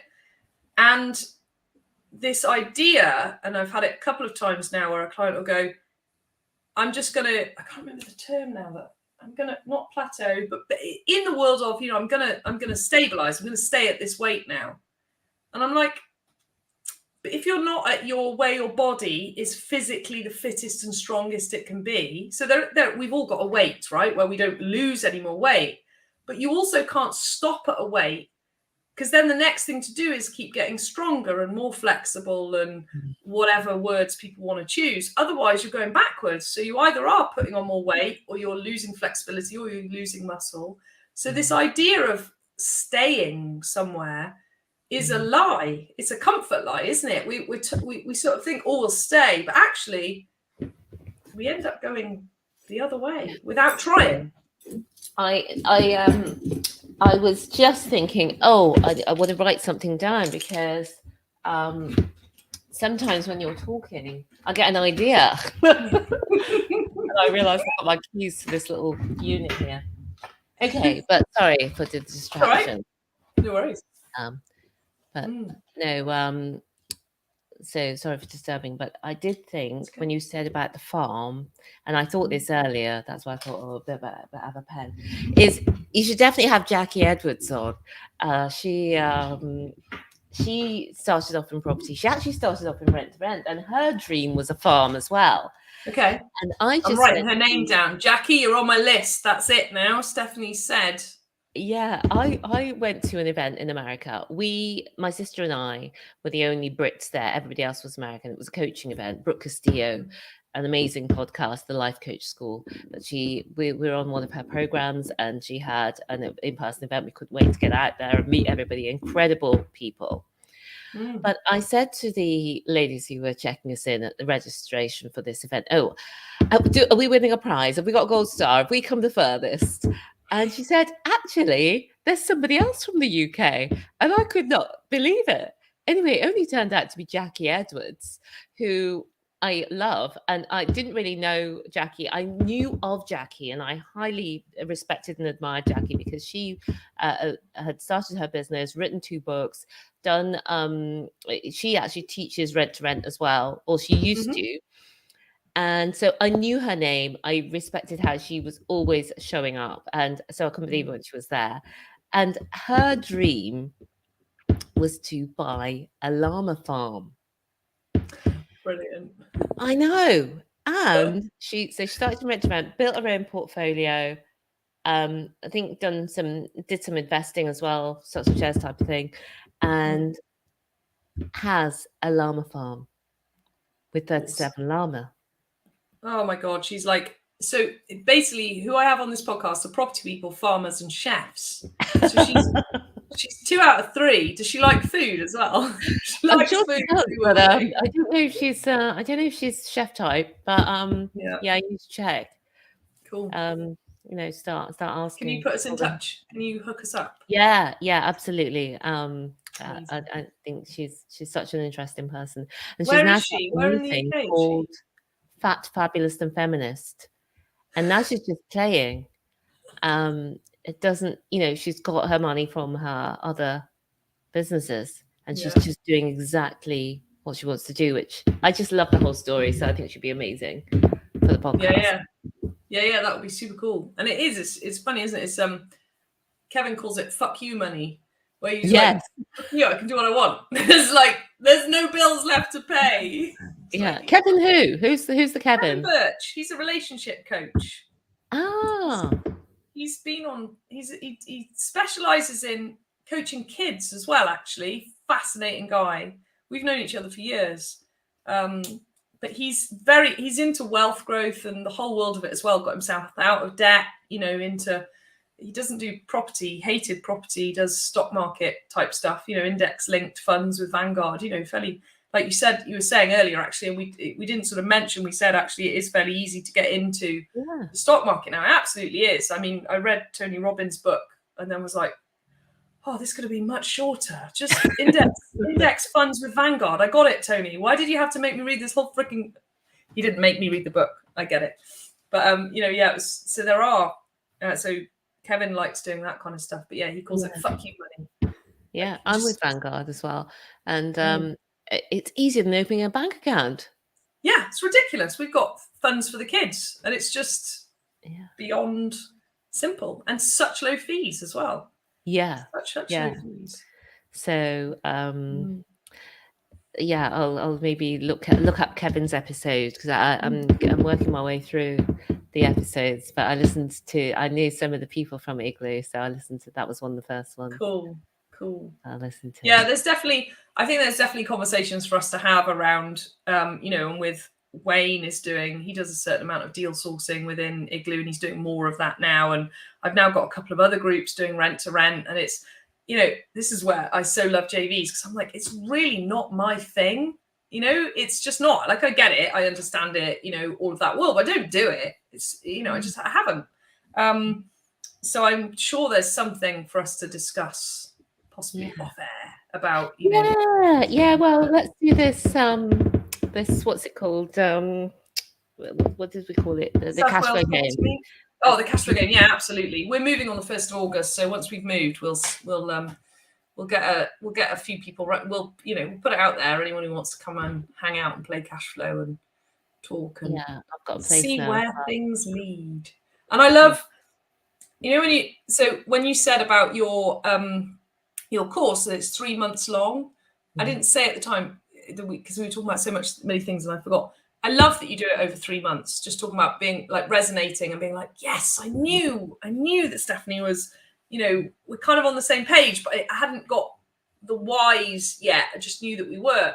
In fact, that you said 1 or 2 days course and everyone's pumped up, and then you just kind of off you go. And then it's like, and then you're stood outside an estate agent, right? Going, ugh. Like, the fact that you do that, it's the same with my course. It's 5 months long for that reason, because people need time and support. So I love that you do that, because people need it. Because it's like, okay, fine, go and find your first rent to rent deal. People go out and do it, and then they go, fuck, they've asked me about, I don't know, some words that they don't understand, or they don't understand. There's so much involved, like the contracts and the legality, and who insures the building, who's responsible for what, who does this, who does that. Rent Smart Wales. Who's actually the landlord? Because there's a couple. There's so many things to answer for people. So the fact that you stick around for people for 3 months and give them that, the group and the support is massive. Yeah, and then after the 3 months, obviously people stay on beyond that as well. But yes, exactly for the same reasons, because humans, the step-by-step is relatively straightforward. Although there are lots of nuances that it's good to have mapped out for you, but it's actually the making ourselves do it. It's the same with diet and exercise, because most of us know more or less what to do to have a six-pack. A few of us makes no difference. Few of us choose to do that.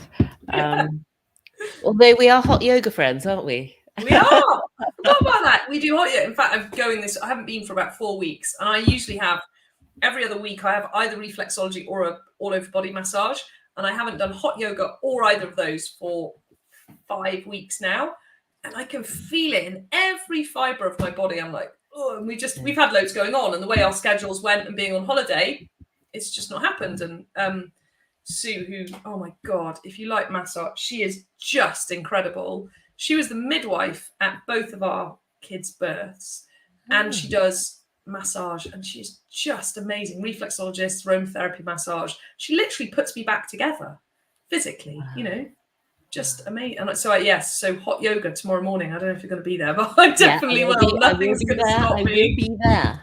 Because batting the kids away from the front door to get to it if they're awake. I generally try and sneak out before they wake up. I absolutely love hot yoga. That's another one of the things, the health side of things, and the body and the overeating side. I think everyone's got their thing that they turn to, in those moments of stress. That is like almost a hotline. You find yourself doing it without even thinking about it. Whether it's different people have different things, but mine was definitely food. And so it was so easy for me to like overeat, and I just did. And so that's one of the things that coaching's really helped me with, to be able to let go of that and find alternatives that are able to last. Find alternative ways of thinking that it's huge. I used to smoke, I used to drink, I used to live on coffee and Mars bars.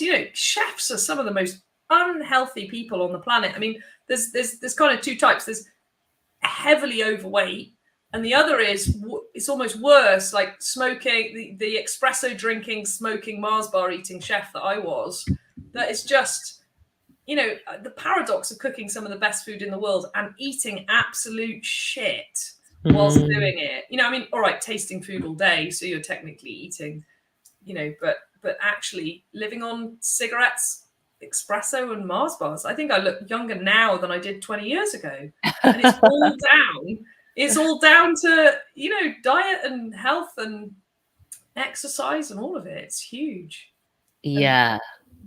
Swapping it out. I think that there's a bit in my book where I talk about, I used to do all of that. And prior to that, drugs, right? Drugs, alcohol, cigarettes, you name it. Started young, 15, in nightclubs doing quite large amounts of amphetamines and replacing them out, but it's like this sort of swapping them out. And I had Grant from the Dawn Stalkers on this podcast, so he does all the cold water swimming at dawn in Penarth and has quite a big following now.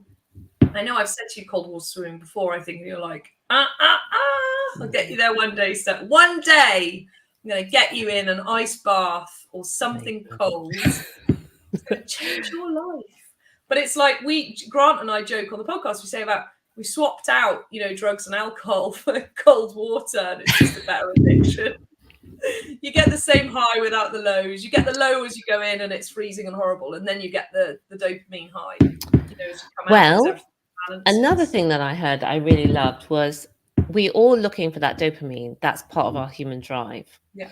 But because we're so high on all of these that give us incredible dopamine hits, like sugar and fast, that salt, fat, sugar mix, and drinking, drugs, smoking, Netflixing, we get that high.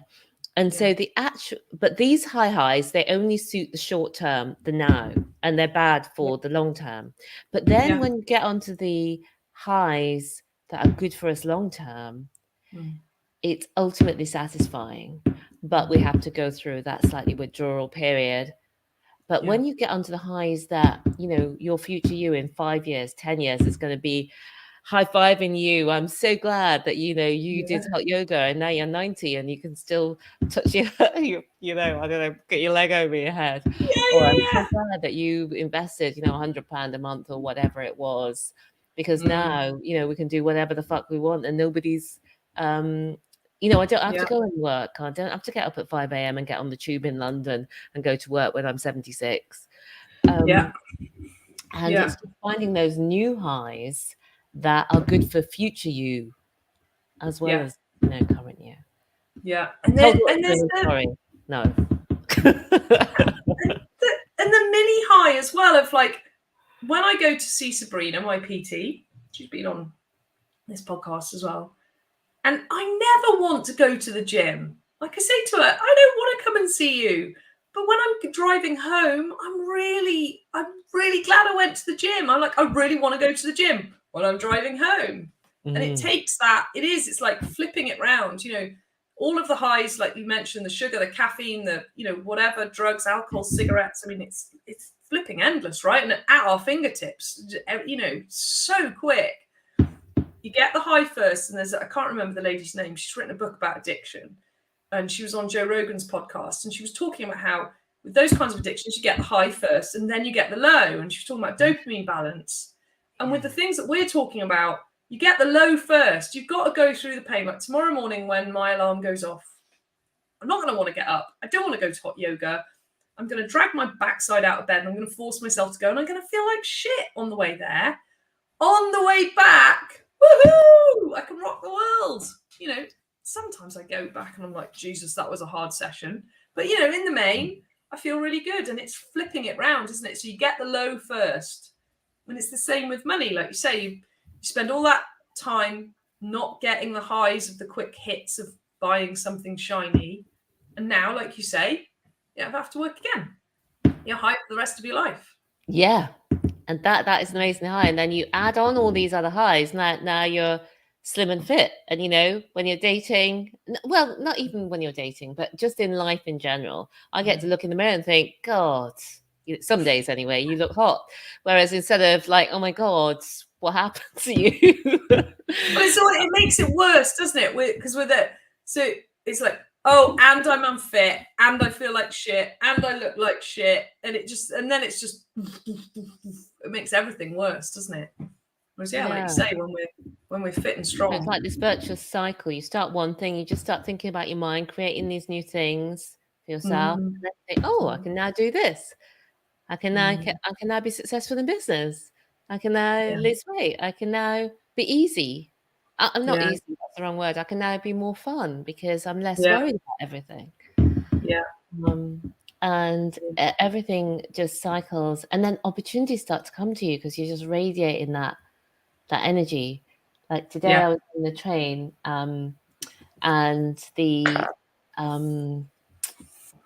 train guard just said, oh, tell me what's going on, because he just said, you're just radiating, you're just glowing. And it's just, I think, you know, we were saying before that people can just, I don't know a lot about this world, but I do believe that there is energy, that we all radiate an energy, and that other people can feel it and they can sense it, and they're either attracted to it. Yeah. I've lost your sound a little bit, Stephanie. It's gone a bit, it sounds muffled, but I don't know why. Excuse me. Sorry, everyone. I haven't got my normal setup because... That's all right. So I'll just hold that. Does that sound better? Yeah. It just went muffled for a bit, and then now it's gone fine again. So. Okay. I'll just pop this. Do you want to see if it'll go back in its? Yeah. It won't go back in its holder. Yeah, it's gone muffled again. Put it in the sellotape thing. But Yeah, no, it's gone quiet again. That's really strange when you but I don't think it's a distance thing. It's been there all along. Okay. Hold it. I don't want listeners to not be able to hear your voice. No, absolutely not. We've taken a lot of time to get together and make sure we're on it today. It's taken everything to get a date in and then to get here. Yes. We can't let them miss out. Sorry, I distracted you then because I was saying about the sound. You were saying about the train guard and opportunities and all of that world. Yeah, just that you become magnetic in the right way. And that's creating your own reality, right? And then it's just more and more and more. Yeah, it's more and more and more and more. And I just feel more excited about my life than I've ever been, which is not that, and that's what I'm trying to create for people in the Blow Up Your Life. It's when what the message is that as you get older, your life gets smaller, and you become old and unhealthy and lonely. But actually, as you age, your life can get bigger. I love what you said, that you're going to live to 140 and you've actually got 98 years left. Wow. I mean, that is crazy because now we know how to do this shit. Now we know how to live. And we're still growing. So, and it influences everything. It influences. So in my book, we and on the course, because the course and the book, they go together. We do a week where we write our obituaries because most people have never written them. But we rewrite our deaths because most people do what you just said. We think we get older, we get smaller, our life shrinks, everything goes, and we just expect that's the way it goes. And I actually get people to write how they just, without asking them, spoiler alert for anyone who's going to read the book, you just write how you think it's going to go. And most people do some form of that, like, were you in a home or, what happens? And I'm like, okay, great. Let's scrap that. Let's create something new. And this was from I can't take the credit for this exercise. This was a coach, Judy May Murphy, who I used to work with. And she got me to do this exercise. And she shared with me that she was going to die at 125 in a hotel, and a chandelier was going to fall on her head and take her out. And she'd know nothing else about it. And it was so perfect for her because Judy May, she loves fine hotels. She lives in London. She's a coach. She loves beautiful things. She's a writer as well, an author. And it was so her. I was just like, that's freaking awesome, man. And she was like, it influences everything. It means that I'm still going to be around. I'm still going to be mobile. I'm going to be in a hotel ordering tea. It's like that one scene gave her everything that how her life would go. And I was like, that's brilliant. So I was like, okay, me sitting in a hotel drinking tea, it's nice and everything. It's not me. It's like, right, 100, and I started at 125. I was like, right, 125, I'm going to die in a snowboarding accident. Boom, just gone. Wow. And I was like, because I'll have to be flexible, I'll have to be fit, all of that world. If I'm snowboarding at 100, and then I heard somewhere on a podcast, it's possible for a human to live to 140. So I was like, okay, 140 in a snowboarding accident, it influences everything I do today. You've been talking about reality and creating it. Saying that's going to happen means I do go to the gym, but I don't go to the gym because I think I should, or because I need to lose weight, or because someone said it's a good idea. I go to the gym because if I don't, I can't die at 140 in a snowboarding accident. Yeah. Wow. I go to love yoga. that. Same thing. I go to hot yoga so I can die at 140 in a snowboarding accident. And that answers the first question that you asked me, which is, when you decided to do this, how have you done it? And it's because your motivation is different. Like when you go to your job, you don't have to sort of ask yourself in the same way as you do about it, maybe setting up your business, because you just think, this is just what I do. Paycheck. And when you know that you're dying at 140 in a snowboarding accident, that is just how you roll. So that's why you go to the gym, because that's just how you roll. Yeah. You're a snowboarder. Yeah. Snowboarders go to the gym. It's part of your identity. It's who you are. Yeah. It's massive. Yeah. And it's such a, anyone listening to this who's done no personal development work will be like, what on earth is she wittering on about? What is this nonsense? But this is the world of it gets more fun, right? Yeah. When we start to go, oh, I can just make it up. I can just say how it's going to go. It's like, it's that. It kind of comes across, you could probably soundbite parts of this and we sound completely cuckoo. But it's like, well, The secret is we do just make it up anyway. We just make up stuff that nobody wants. Like I'm going to die alone in a home or whatever. Actually, that's not true. We don't know that that's true. That's no more true or untrue than I died 140 in a snowboarding accident. We always make it up. Yeah. And we can make up whatever we want. And that is the crazy thing that nobody's given us permission to do. And then you realize, you're like, wow, suddenly the world is blowing up because you can travel the world, because in some cases it costs a lot less to travel and live in other countries than it does to live in your own house. I've heard it costs less to live on a cruise ship than it does to live in a care home in the UK. I've heard it's a thing. I've never looked and like fact checked it. This is where I'm like, I need a Jamie like Joe Rogan has to just like look it up as we're talking. It's like it's a thing. Apparently, there are people who who are obviously in good health, but actually, cruise ships have full medical care and everything. They have a morgue on a cruise ship. Did you know that? Ooh, they have everything. People die on cruise ships all the time. I was like, wow, that's crazy. I've never thought about that. Of course they do. It's a whole town. It's like a village. It's crazy. I've seen these documentaries where it says we have, 10,000 tons of this and 20,000 tons of that. And then you realize they're talking about a day or a week or something, and you're like, "What?" Yeah, it's massive volume. It is mad. Yeah, have you cruised?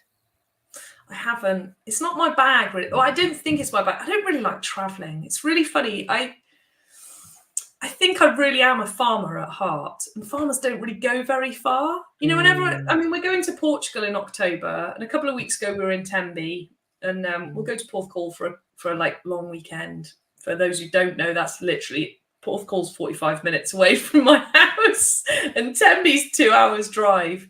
I love food. Kevin asked me this when we were talking. He was like, "Would you come to Malaysia?" His wife's Malaysian. I was like, "I'm not really interested." He went, "What about?" Because they've got a Facebook group called Malaysian Food in the UK. So Kevin's British. She's a GP, Malaysian. And they've got a food group called Malaysian Food in the UK. And it's ridiculous. They have thousands and thousands of members. So they've become, by accident, celebrities. He was like, "What about if we took you to Malaysia and took you to all the best places to eat?" Because he knows what my values are. And I was like, "I'm in. When are we going?" So I love that. There's a level to which if there's food or chefs or farmers or something, I'm going on the Happy Startup Summer Camp in September. That's a really cool event. So for me, glamping, food, cold water swimming in rivers, I'm all in. Owen's just like, it's my idea of hell. Can we just do the talking bit and the networking bit without all of the camping and swimming in the river? I'm like, no, that's going to make it so exciting. So I think travel kind of depends for me. It has to be linked to something adventurous. Horse tracking in Canada, I'd do that. Mm-hmm. But just sort of, cruising, I'm kind of like, except, have you ever heard of the ship called the World? I have. Now that's a cruise ship I can get down with. Yes, tell me about it. Well, you buy an apartment. So you basically own real estate, but it's not really real estate because it's a boat. So it's probably a freaking terrible investment. It's like, Owen looked it up the other day. He was like, "How much is it anyway?" I was like, "Oh, I don't know. It's about 2 million, I think, to have an apartment on the World."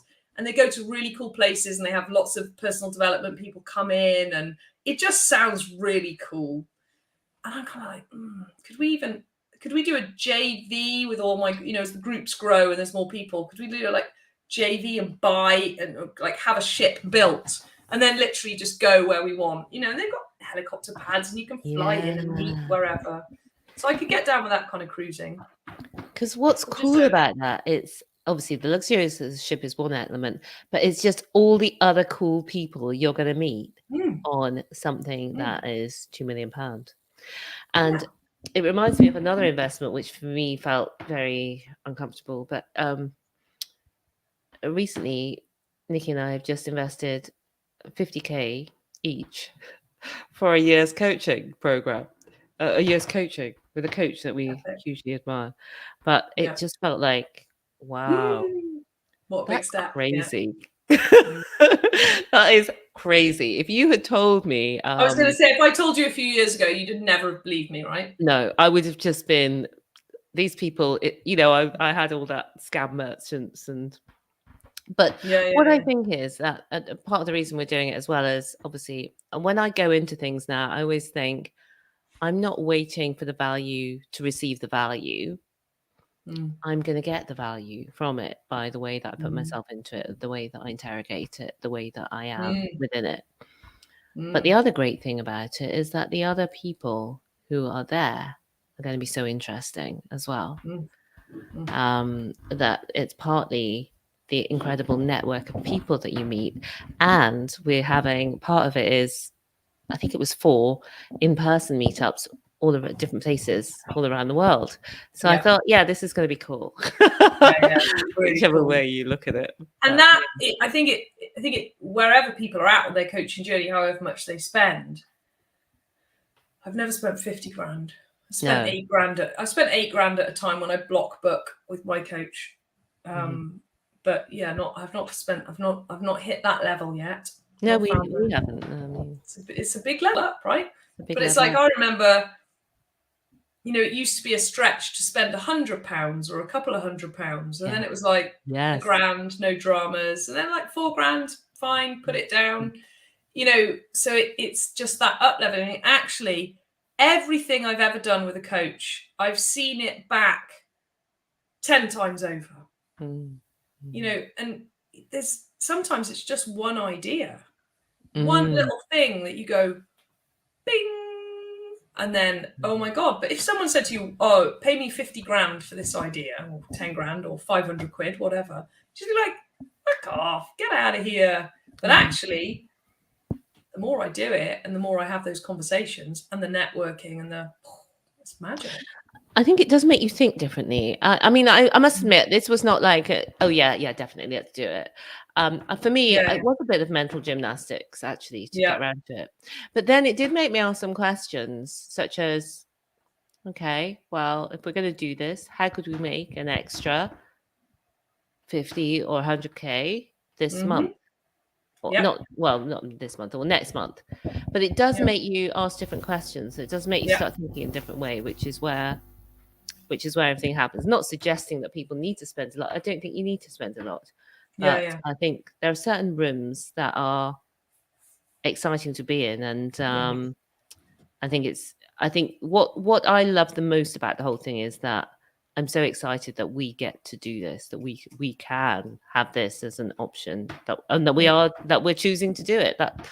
It's I think it's about the one thing I say to a lot of my clients is about the right advice at the right time for the right situation.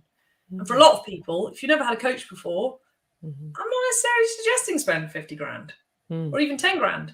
It's like, but it's all about, well, where are you at? How much can you quote unquote afford? How much can you create? And like you said, you're in a position where actually asking yourself the question, how can we make another 50 or 100K? That doesn't blow your brain. You can ask that question and go, probably come up with some answers, right? Especially in property. I mean, geez, okay, how do I need to make 100K? Right, got to find the right deal. You're in that position to answer that question, so you can do it. If someone's on an average salary where 50K is 2 years worth of salary, it doesn't make sense because it's too big a step, and it'll probably put them in financial, trouble. They're going to be in literal debt, problems, all of that world. Whereas actually, you're in a place where it's workable now, and the networking works, and you'll get the return on investment, and the whole thing works. Yeah, I'll let you know. I'll keep you updated. I mean, I want to know, right?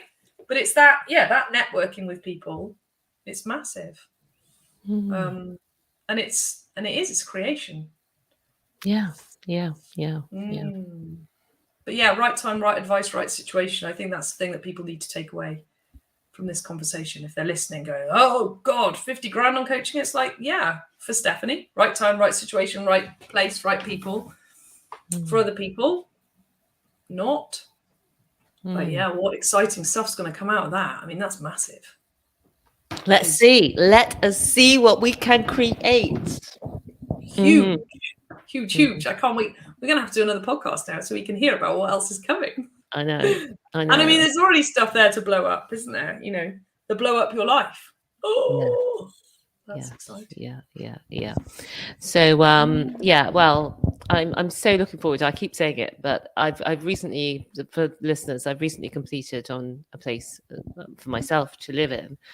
After completing on lots of places for the business and having lots of things fall through for me, I'm so excited to be able to invite people to my house. So I just really want you to come to my house. We can have. I can't wait to come and see it, and I think it's really important to share that. I did the same thing, right? I was so sick of handing over keys to beautiful properties to other people, going, when am I going to do this for myself? And actually, it's really important to say that, because there's a level at which delayed gratification has paid off, right? You know, I didn't move into my own place until, is it as long as 10 years ago now? Time is so funny. Yeah, maybe it was. To my garden flat. I moved into a 1-bed garden flat and I loved it. I still love it. The only reason I'm not there now is because I met Owen and, you know, we wanted kids and we needed somewhere bigger. Otherwise, I'd still be there now. And it's like that idea of actually building the thing first and then getting the gratification. It's so nice. Like, now you've done it, it's like, oh, it's lush, isn't it? Yeah, and mine's a 2-bed. It's a lovely flat. It's a grade 2 listed. I love that street. Whenever we drive down that street, I'm like, it's like being in London, that street. It's such I think it's the same architect as the guy that did a lot of Regent's Park. Oh, right. Okay. Well, that'll be why. No, I'm excited. It was just what you said there about reaping the gratification later on. And I think I've always been sort of low key, and you know, obviously it started off because I didn't really have a choice. But when it comes to cars and things, I've never really been a car person, etc. And although we had interior designers for the properties that we rent out, we've never done that for our own properties. So the two things that I'm really excited to do are an interior designer. I'm going to get an interior designer for this property to design it for me, which feels very she. Have you got someone already? I would need to talk to you about that person you mentioned. Vanessa. I do have someone else as well, but I would really love to. Yeah, I'll put you in touch with Vanessa. She's one of my best friends, and she's freaking awesome at what she does as well. She's just started doing stuff for my groups. So the last couple of properties that Igloo have done, she's actually done, and it's all working brilliantly, because Igloo were just like overwhelmed with the amount of work. I think that's the other thing people underestimate with the property world. There's so much to do. So they've started going, okay, we'll let go of the design, and we'll, you know, you guys sound like you did that right from the get-go. But and I'm getting a flashy car. I've been driving a Nissan Juke, which is actually the sort of car that mums, nothing wrong with that, put their kids in, that they want something fuel efficient and everything. And I just turned up to another business networking event, a retreat. It's called a business mastermind that I'm in. And I saw the other cars that were there, and I'd always wanted a little Fiat 500 previously, and I thought, have I ended up buying this Nissan Juke, which is more of a utilitarian thing? And although I don't really care about cars, I thought, what car would you buy if you could buy any car? And I actually came up with a Jaguar F-Type. Nice. So we're both gonna, my sister as well is gonna, my sister's car's on its last legs anyway, and I was saying to her that she really should get a new one, and she says, oh well, it's still running, and I says, yeah, but you don't have to wait until it stops running before you get a new one. And she had finally admitted yes, she can get a new one, and I'm going to get this Jaguar F-Type. So it just feels like in a few different fields, although we didn't do that obviously from the beginning, now up to 6 years, things are starting to build up. We're still sort of we're not going like that, but I think in the next 5 years, it will begin to, grow exponentially. But we've certainly seen a lot of growth within the 6 years. But fun times. There's a world, actually, just to slightly go back to the coaching, and it's kind of the same. What's reminded me, as you saying about the car, there's a world as well when you're actually earning good money, reinvesting in yourselves. I'm assuming that this coaching can go against the business as a cost. Yes. Yeah, that's right. Yeah. There's also a whole world where it's actually then not that expensive, because you're actually mitigating tax whilst reinvesting in yourself, which will make more money. And all the rest of it is huge. I mean, the car you probably won't get away with as a business expense. Yeah, there is something about electric cars, but I need to look into that a little bit more so that we can. Cool. But yeah, we will have to do something different for that, I think. Yeah, I always remember I ran a ski chalet for a season, really high-end ski chalets years ago, and I'd left Wales, finished my catering company, had enough of it, couldn't deal with employing people, and ironically couldn't handle the success. So I was like, fuck this. I'm going to go and just cook in a chalet. But they were chalets that you rented. They were 40 grand a week just for the chalet. No flights, no ski passes, nothing. That was just the chalet and the staff. So it's, it's high end. I mean, Prince Andrew and Fergie stayed in one, and that is a high level Russian billionaires, kind of all the people who now you probably wouldn't want to say, oh yes, I looked after them in a chalet. But anyway, that's a whole other world. Rich and famous people. They were just the people I was thinking of as I was saying it. And we also, aside from very, very wealthy, billionaires and royalty and all the rest of it, the other type of client we had, because this was just before the crash. So this was 2007, 2008, that December. It was the last sort of heyday before everything really went, stuff starting to go wrong, but these holidays were already booked. And there was a few weeks booked where there were people coming on business trip holidays, and they were business expensing ski holidays and working while they were there. And there's a whole world. And I used to think, what? How does that work? Why would people spend all that money on a ski holiday for their business? And now I'm like, oh, that's why, because that's how you get the benefit of all the hard work you're doing and make it tax efficient and all that world. So, and it's fun. It's fun. You're on a holiday with people who you absolutely bloody love, because the more you get into this world, the fewer people who can relate to it. Yeah, absolutely. Well, I sort of jokingly and not jokingly, someone's given us a heart. I've never had that before. Thank you, whoever that is. I've never had a heart at the top of the screen. You can tell I'm a podcasting newbie. You've probably had loads when you're doing it live. It's like, my first heart. Thank you, whoever you are. Please message.